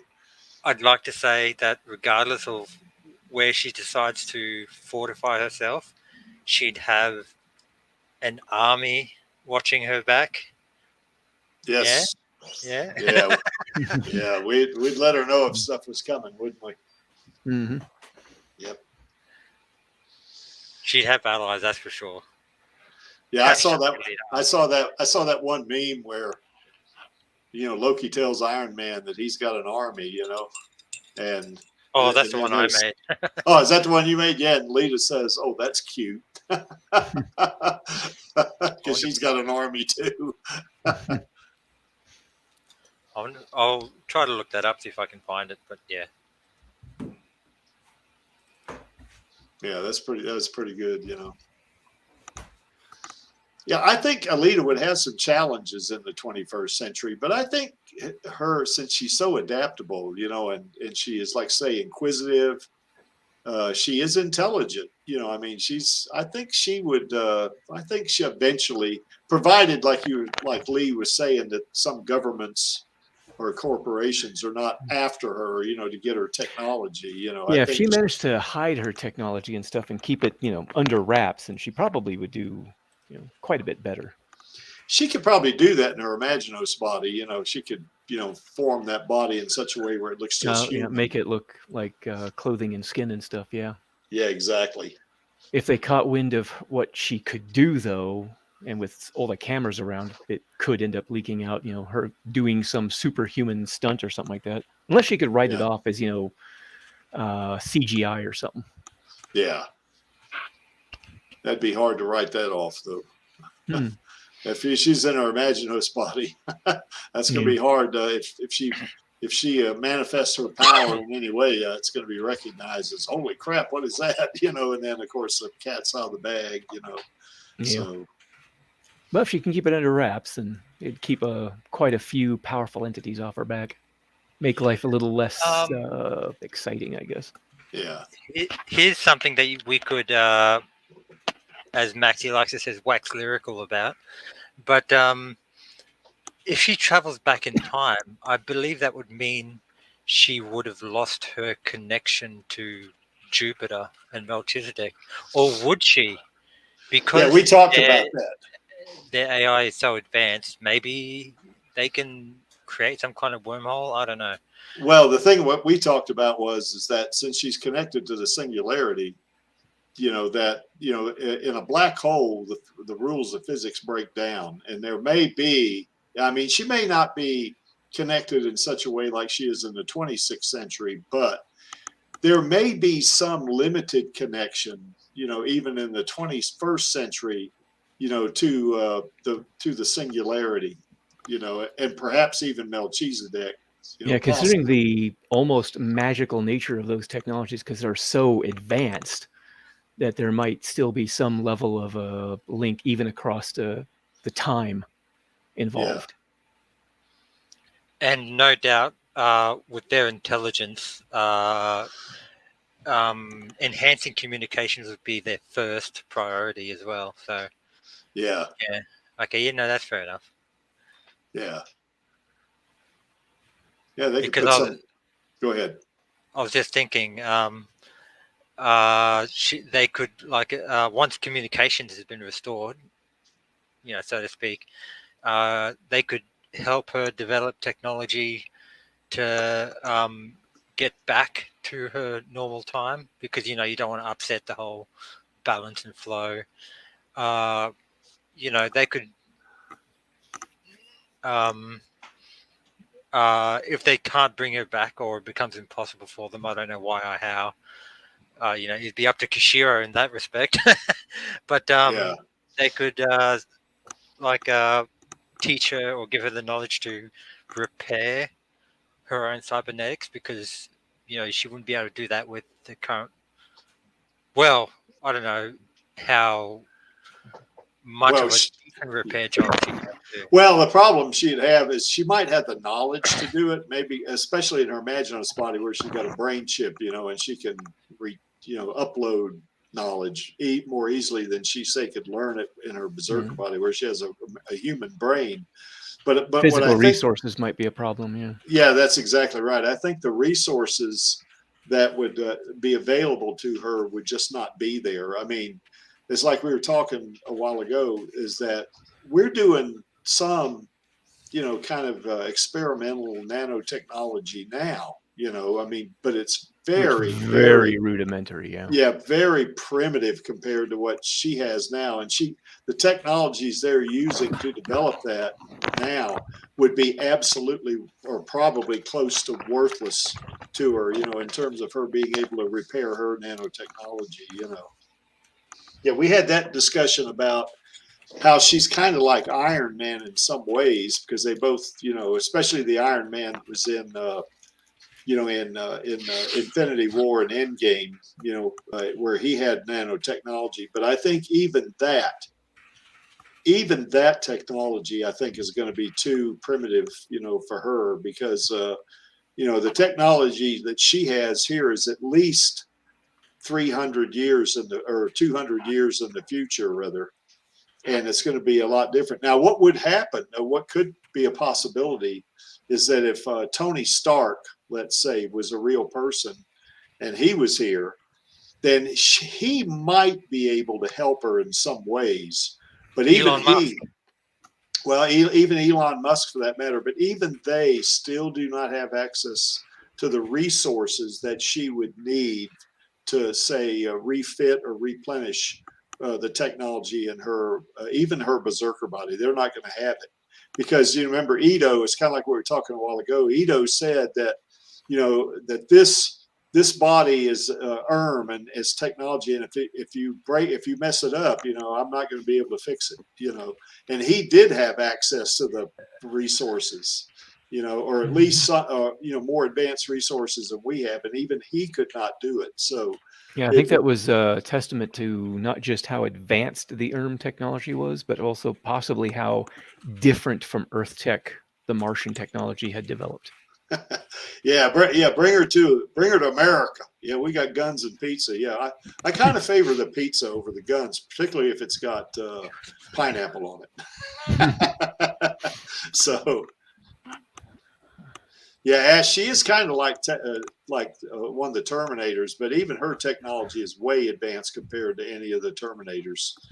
I mean, even that TX, what was it, TX 2000 or whatever it was, that one woman that was in that one Terminator movie that, I guess it's where they went through Judgment Day or something like that. Even that technology is way behind Alita's technology. So. I want to go back up to something that Ash put up here a while ago, is he was wondering how she would fare against a nuclear bomb.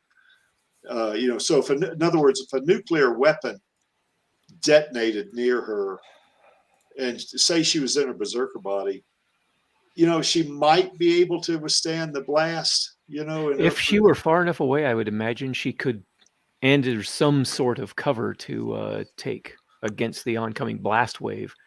Well, I could probably withstand it. I think the radiation, I doubt, would be that much of a problem because considering the high-tech levels of weapons that are used by the militaries of her time, I think radiation is a fairly standard hazard on the battlefield. So she's probably got the shielding to resist against it. Well, plus her skull is made of a special material too, So I think... That's what I mean. Her...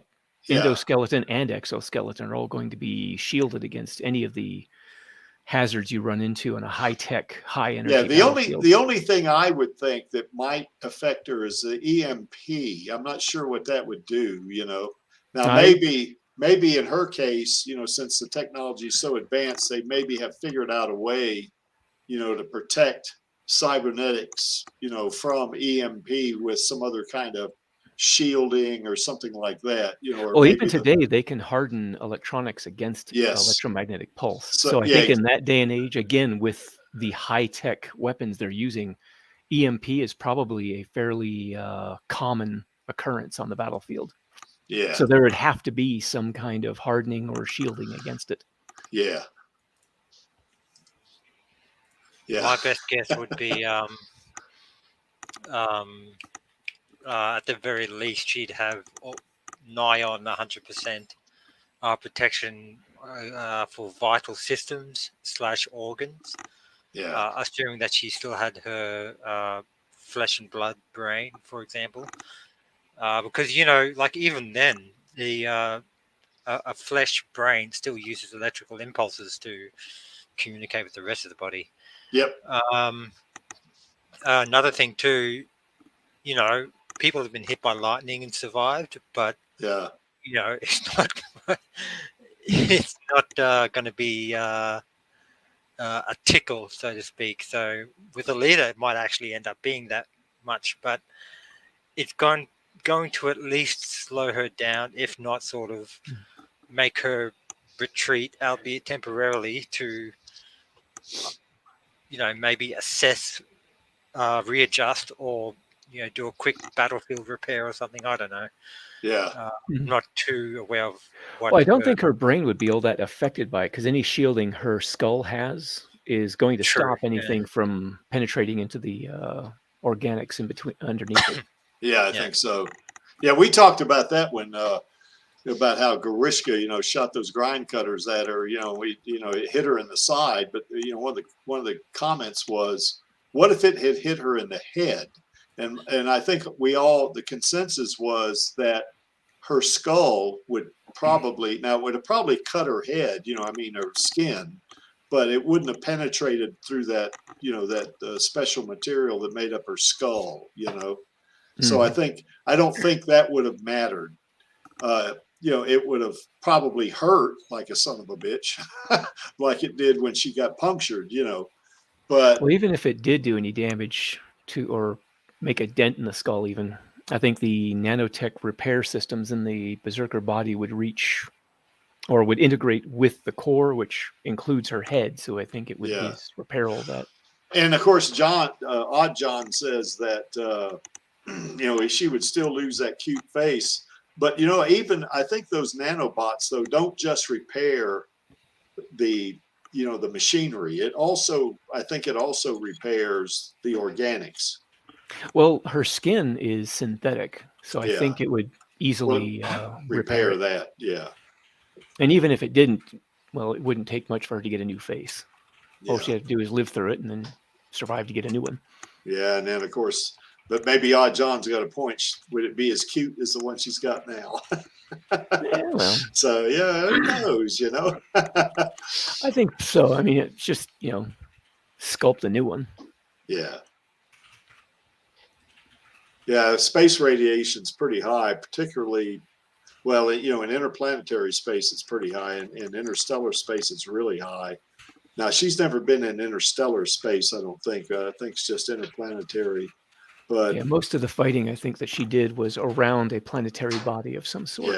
Yeah, exactly. So, if anything, the only way to really damage, let alone destroy her, is you look at all the superheroes with like extreme regeneration, whether it be Wolverine, whether it be anyone for that matter, and the only way you could maybe effectively combat them is to overwhelm.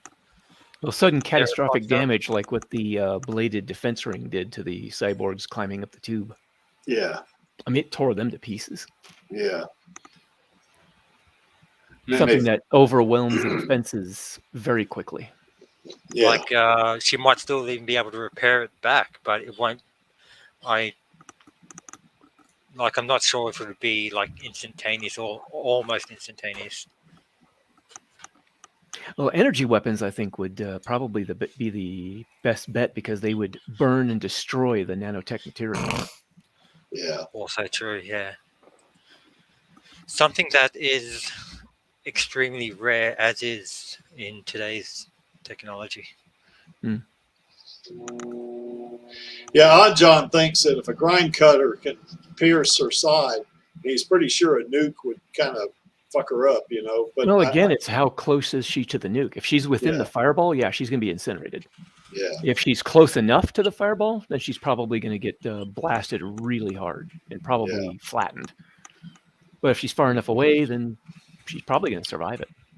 I do think in Imaginos body too. The big difference in the Imaginos body and Berserker body is that her reaction time is like an order of magnitude less. I think if she's in her Imaginos body, she's just going to run away from the fireball. Yeah, I mean, she could probably, depend, because her brain chip is going to be operating much faster than her human brain, and she would see the fireball, the beginnings of it, and she could move away from that thing at relativistic speed, and she would get out of there, is what she would do, Mm-hmm. And I don't think in her, the only way I think that she could be hurt in her Imaginos body is if she was completely unaware of it and it happened. Maybe then, but even if she was somewhat aware, where she could feel it, it's kind of like the Flash. What he does when you if say you shoot a weapon at him and he's not aware that you shot at him, but the very picosecond that the bullet touches him, his reaction is so fast that he can get out of the way before the bullet can travel any distance.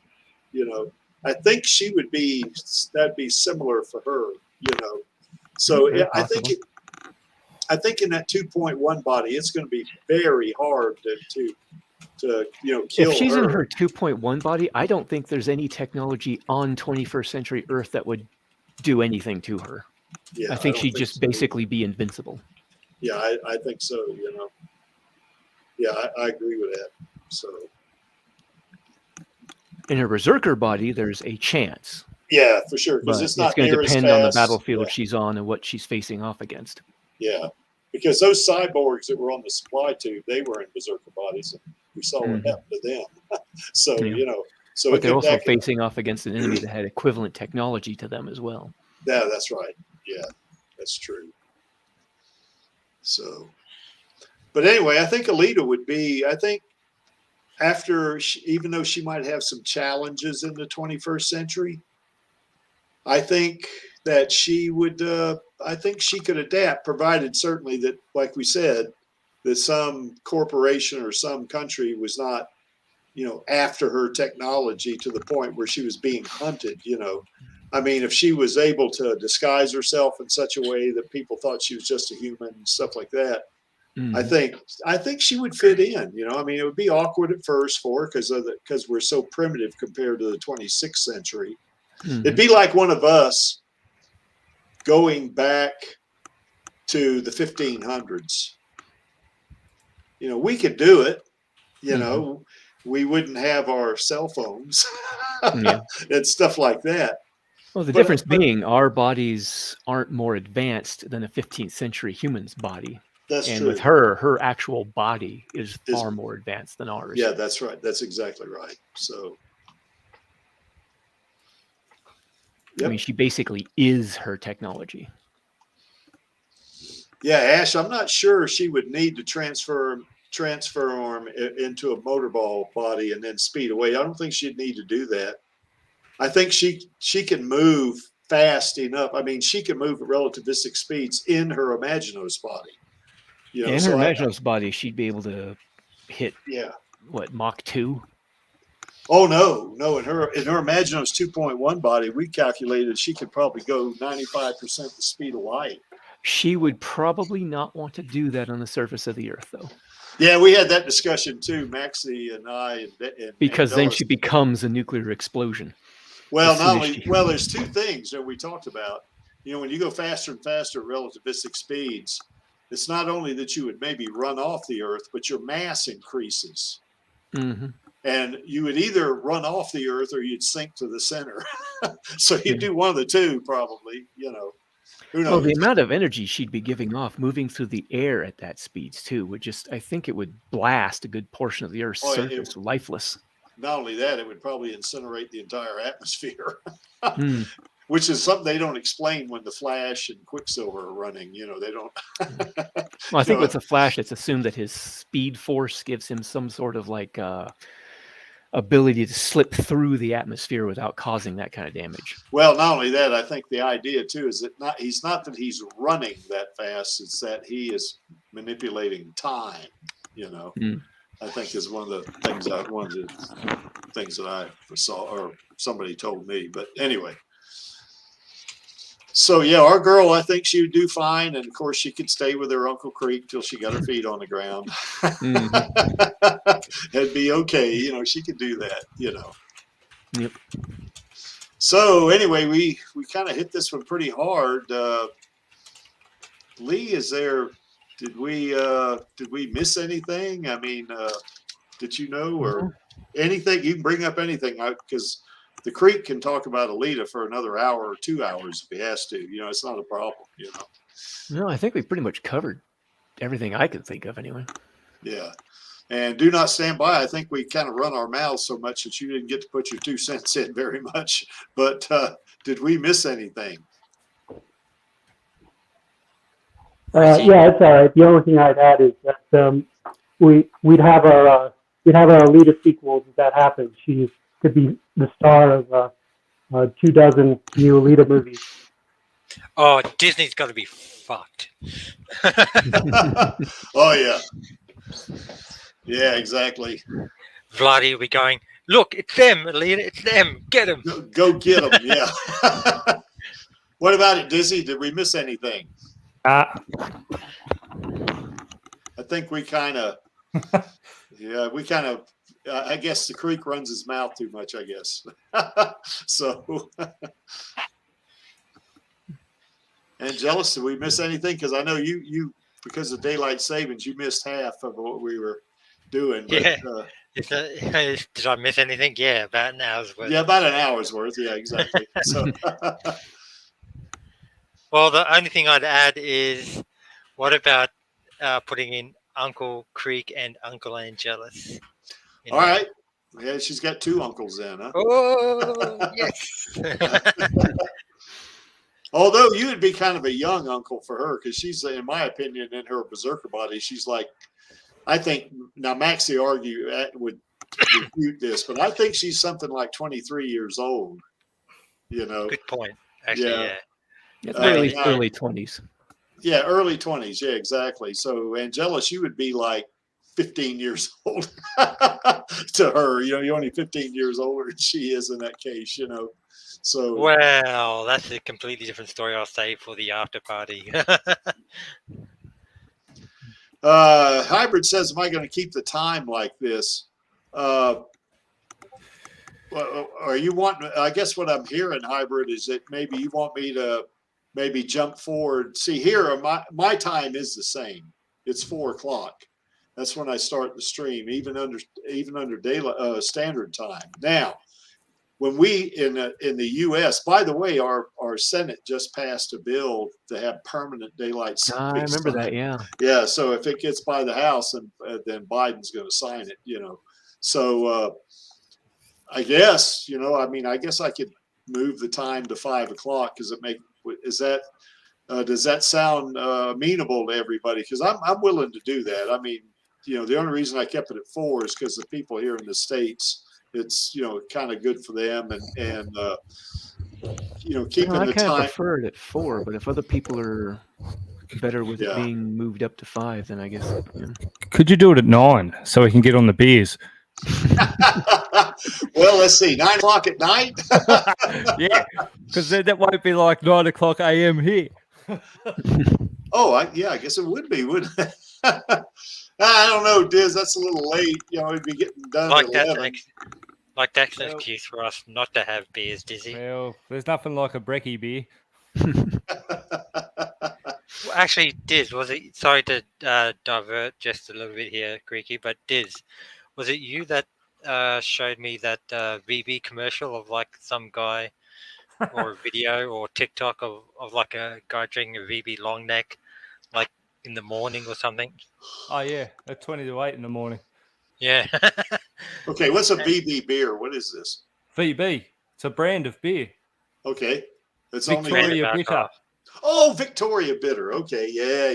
I know what that is. They come in long necks, and usually you drink them in paper bags on a park bench. What, are you hiding it from people or something? Yeah, the cops.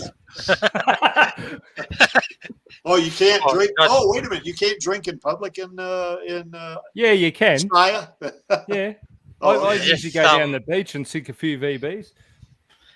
There are some areas that it's restricted, and it's not just the cop that you hide it from. You hide it from other people like Diz who will drink your beer as well. So, yeah, give us some, mate. I can give us a swig.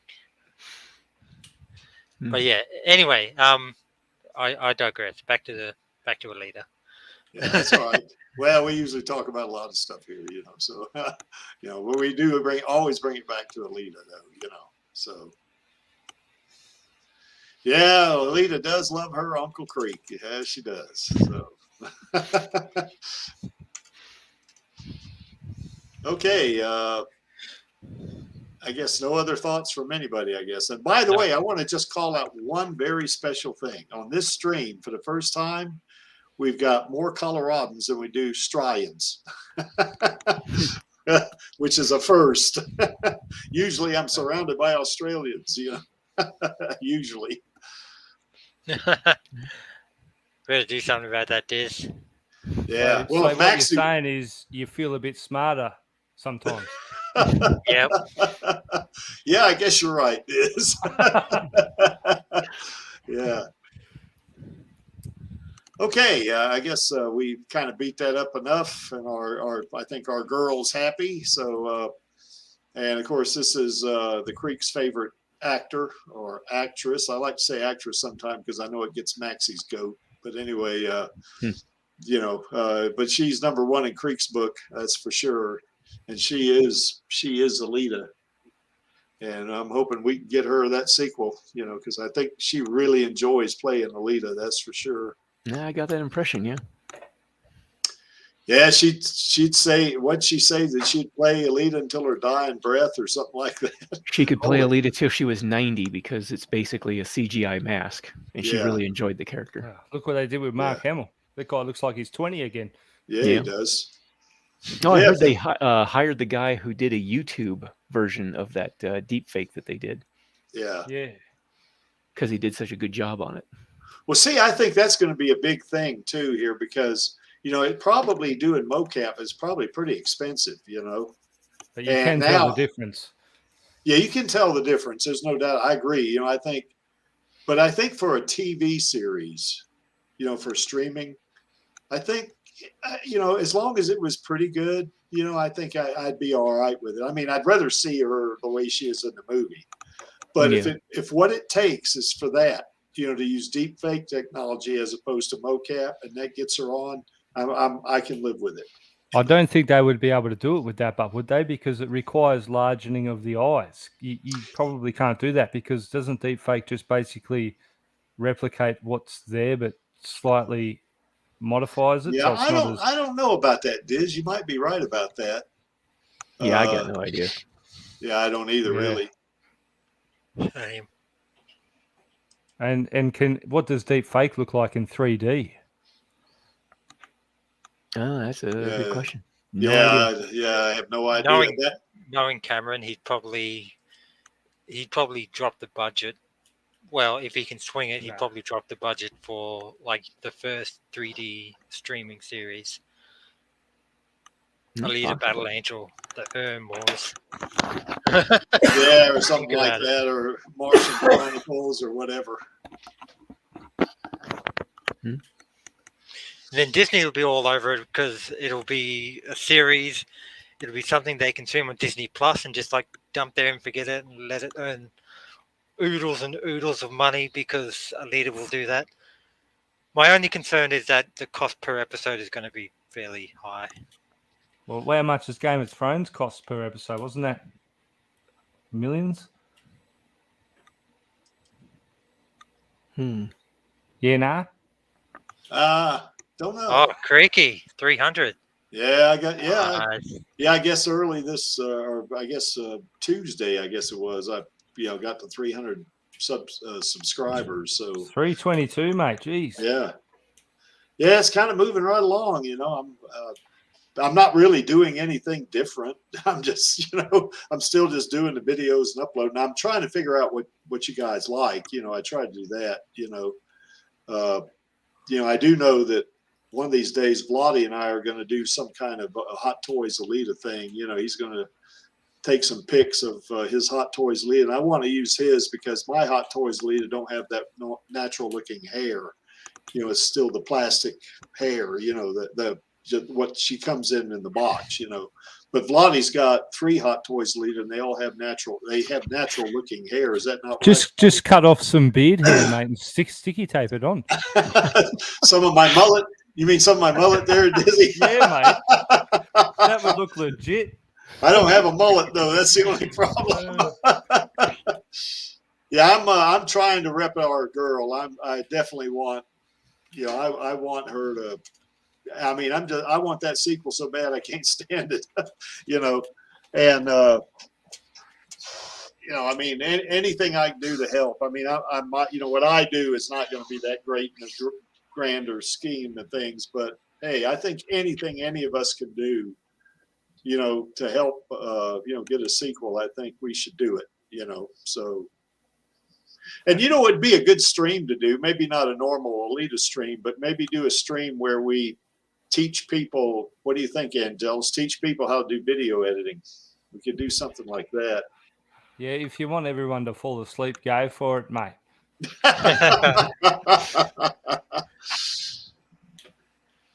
Yeah, I don't know about being Junkie XL on the lead on YouTube.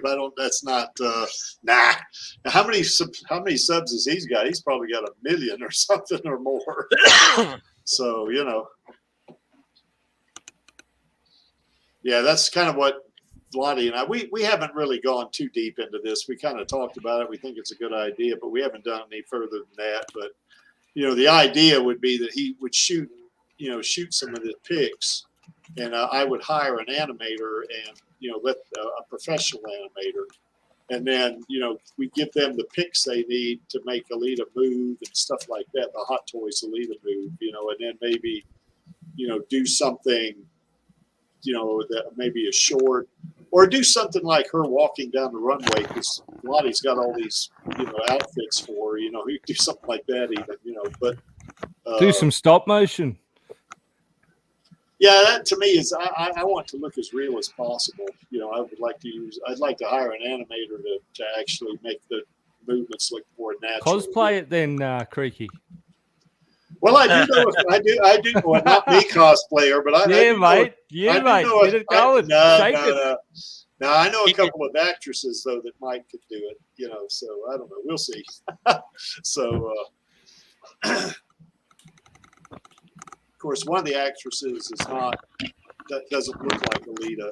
I mean, she's cute, but she doesn't look like Alita. So, that'd be kind of tough, so.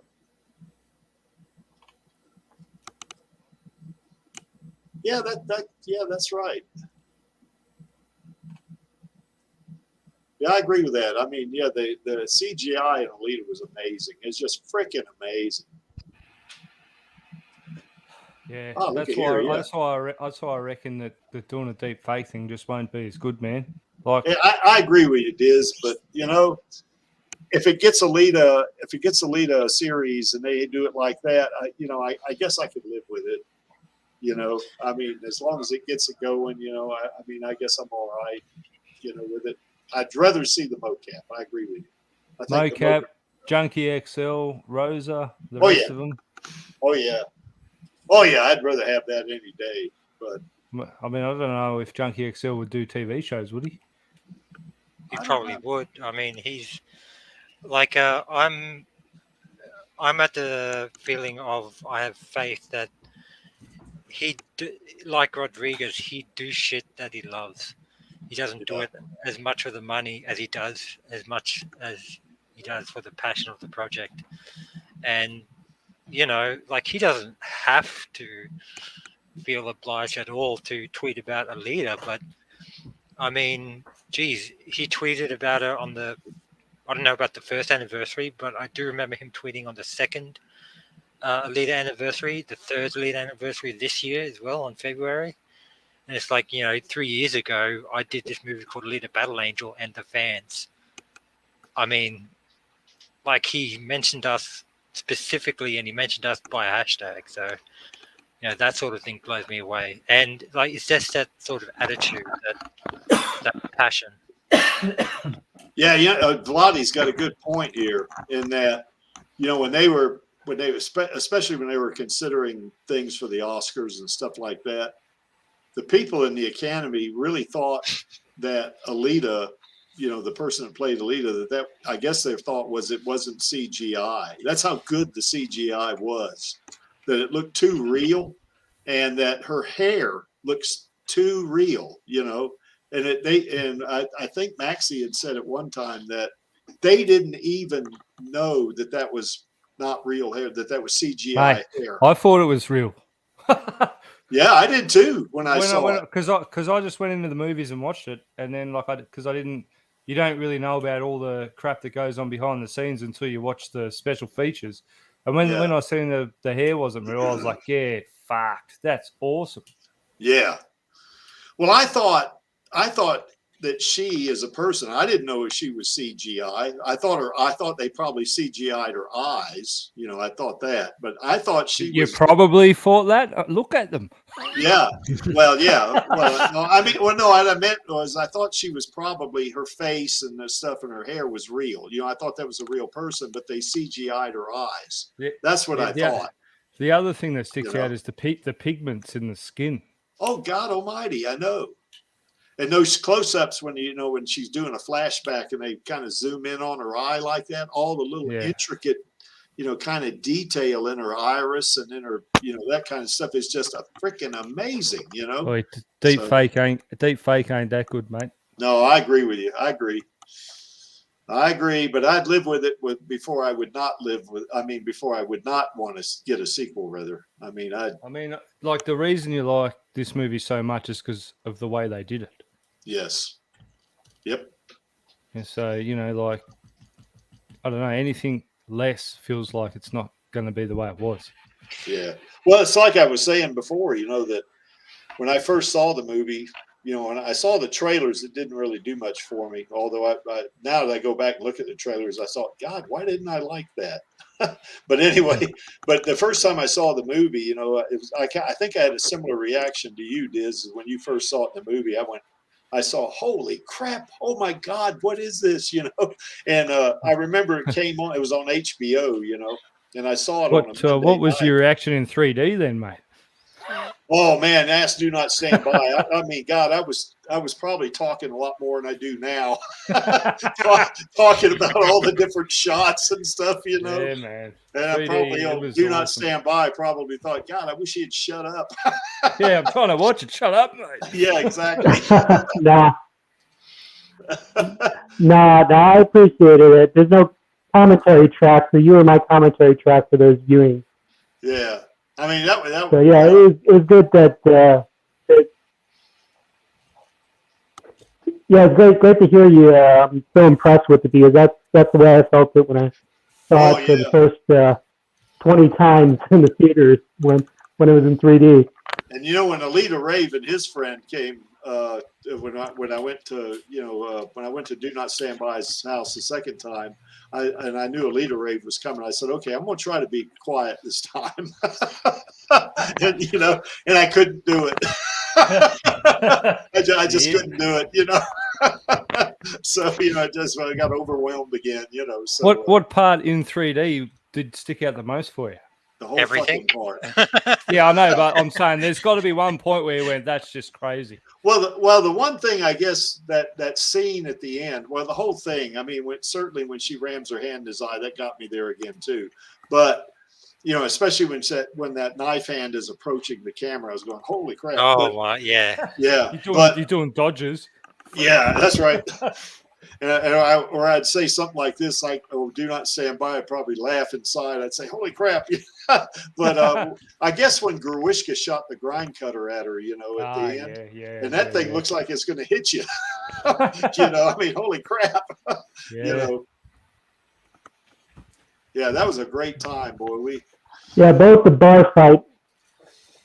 Yeah, the bar. Yeah, fight. The bar fight with the table hitting the beer bottle. And the motorball sequence, the whole entire motorball sequence, is just unparalleled in 3D. Oh, God, it is, yeah. Oh, yeah, I 100% agree with that. But the bar fight was the main thing for me. When Japan was talking, and it was his neck, it was like his neck popped out, but you could see through his neck. Yes. And I'm just like, I don't even know how they do that, man, because that dude's wearing a suit. That's a real guy, but he's got cables and all that shit, and you could just see through to the bar. Well, it's kind of like there at the beginning too, when Alita's in the bed, and she sits up and she's holding her hands out in front of her. Yeah. You could see kind of through. You could see through her, behind her shoulder blade. You could see through to the wall, and I thought, "Holy crap! This isn't real, is it?" That was kind of my reaction, So fuck it, that's it. The only question that remains now is not the price, because I'll go for the highest quality. But here's a question I posed to you guys before we finish up the stream: 3D projector or 3D TV? Assuming I can get either technology.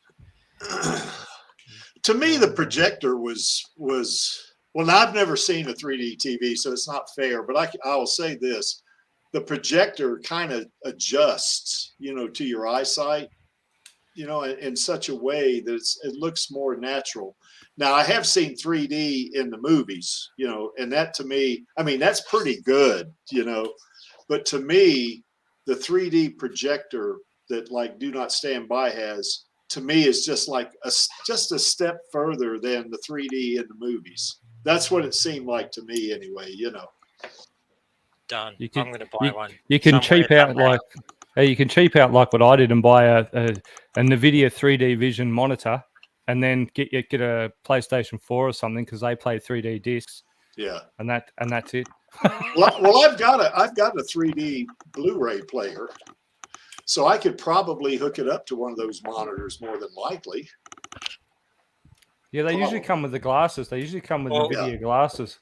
That's the thing. If rather than get a monitor, I might as well just go the whole shebang and if no it's worries, available, no worries, Bill Gates. They're like fucking $5,000 or more. Yes, and then you've got to buy the bloody player on top of that. Yeah. Well, I've already got the player, and it wasn't that hard to get. I mean, it was it's like a regular. I'm saying, the consoles. The consoles. Oh yeah, the consoles. Movies. Yeah, that's right. Yeah, that's right. I'm going to get like a pocket or a folder or something, have it stuck onto my wall, get it custom printed with Alita's face on it, and just have that as like I'll put in $100 every fortnight, or like however much money, a few hundred even. Right.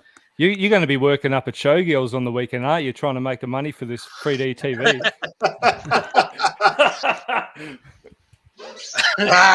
Maybe the group will just plop some cash down for one myself, you know. I'll tell you what, if it's a sequel though, and they charge $1,000 to go see it, I'm there. I'm still going.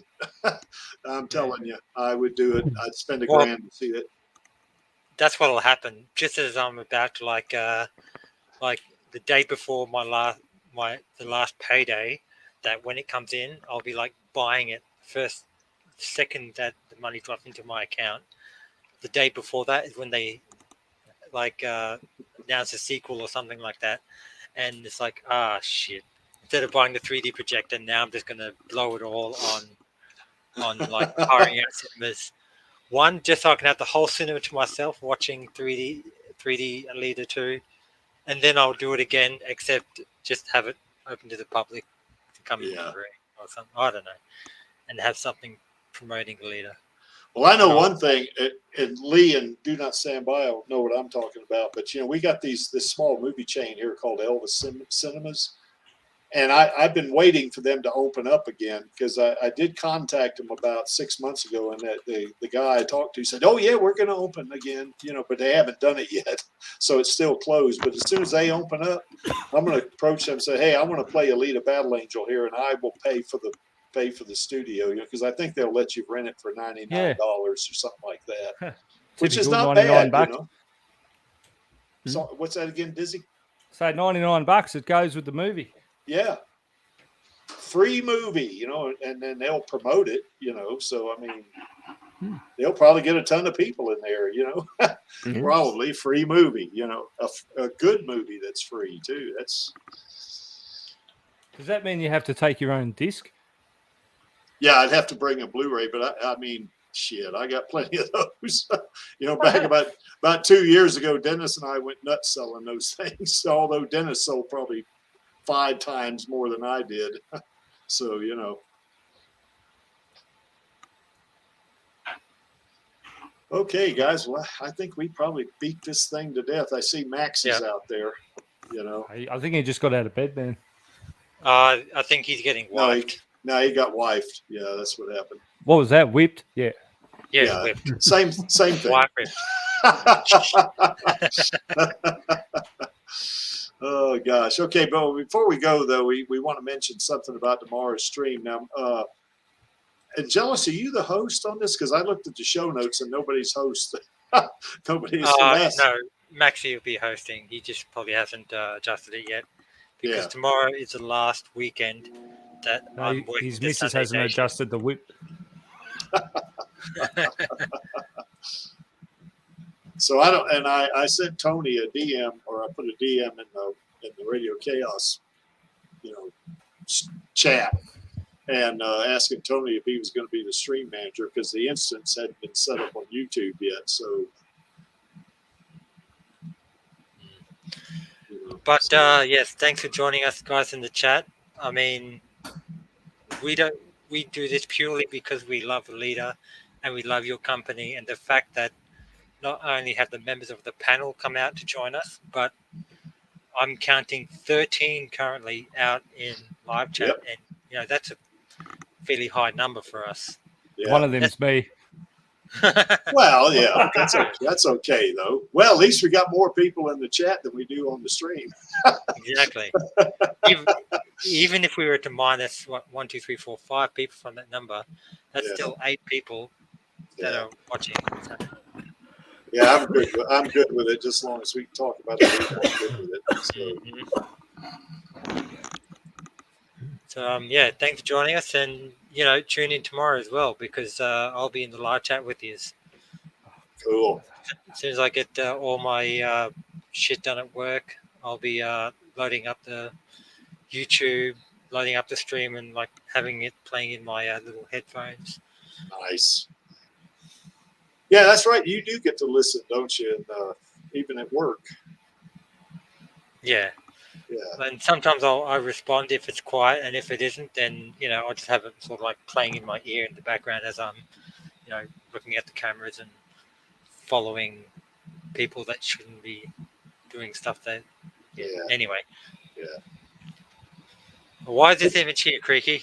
Well, this image is here because Creek is running the stream and he likes it, because that's our girl right there. And to paraphrase Gawishka, I am only here for our girl. And of course, the Alita Army. And all of us in the Alita Army are here for our girl. And we want that sequel. You hear that, Disney? We want that sequel. So, but unless anybody's got any, kind of last words there or anything like that, I guess we will wrap up the stream. Film. Those. Oh yeah. That's right. Call to action. I forgot about that. Oh, thanks for reminding me there, Angelus. That's why there's 2 of us on this stream like this. It's our stream. So anyway, on my count of 3, we're going to do the new call of action, which of course is going to be film those sequels. So 1, 2, 3. Film those sequels, baby. Film those sequels. All right. Good night, good day, and we'll see you tomorrow on the Radio Chaos stream. Take care, everybody.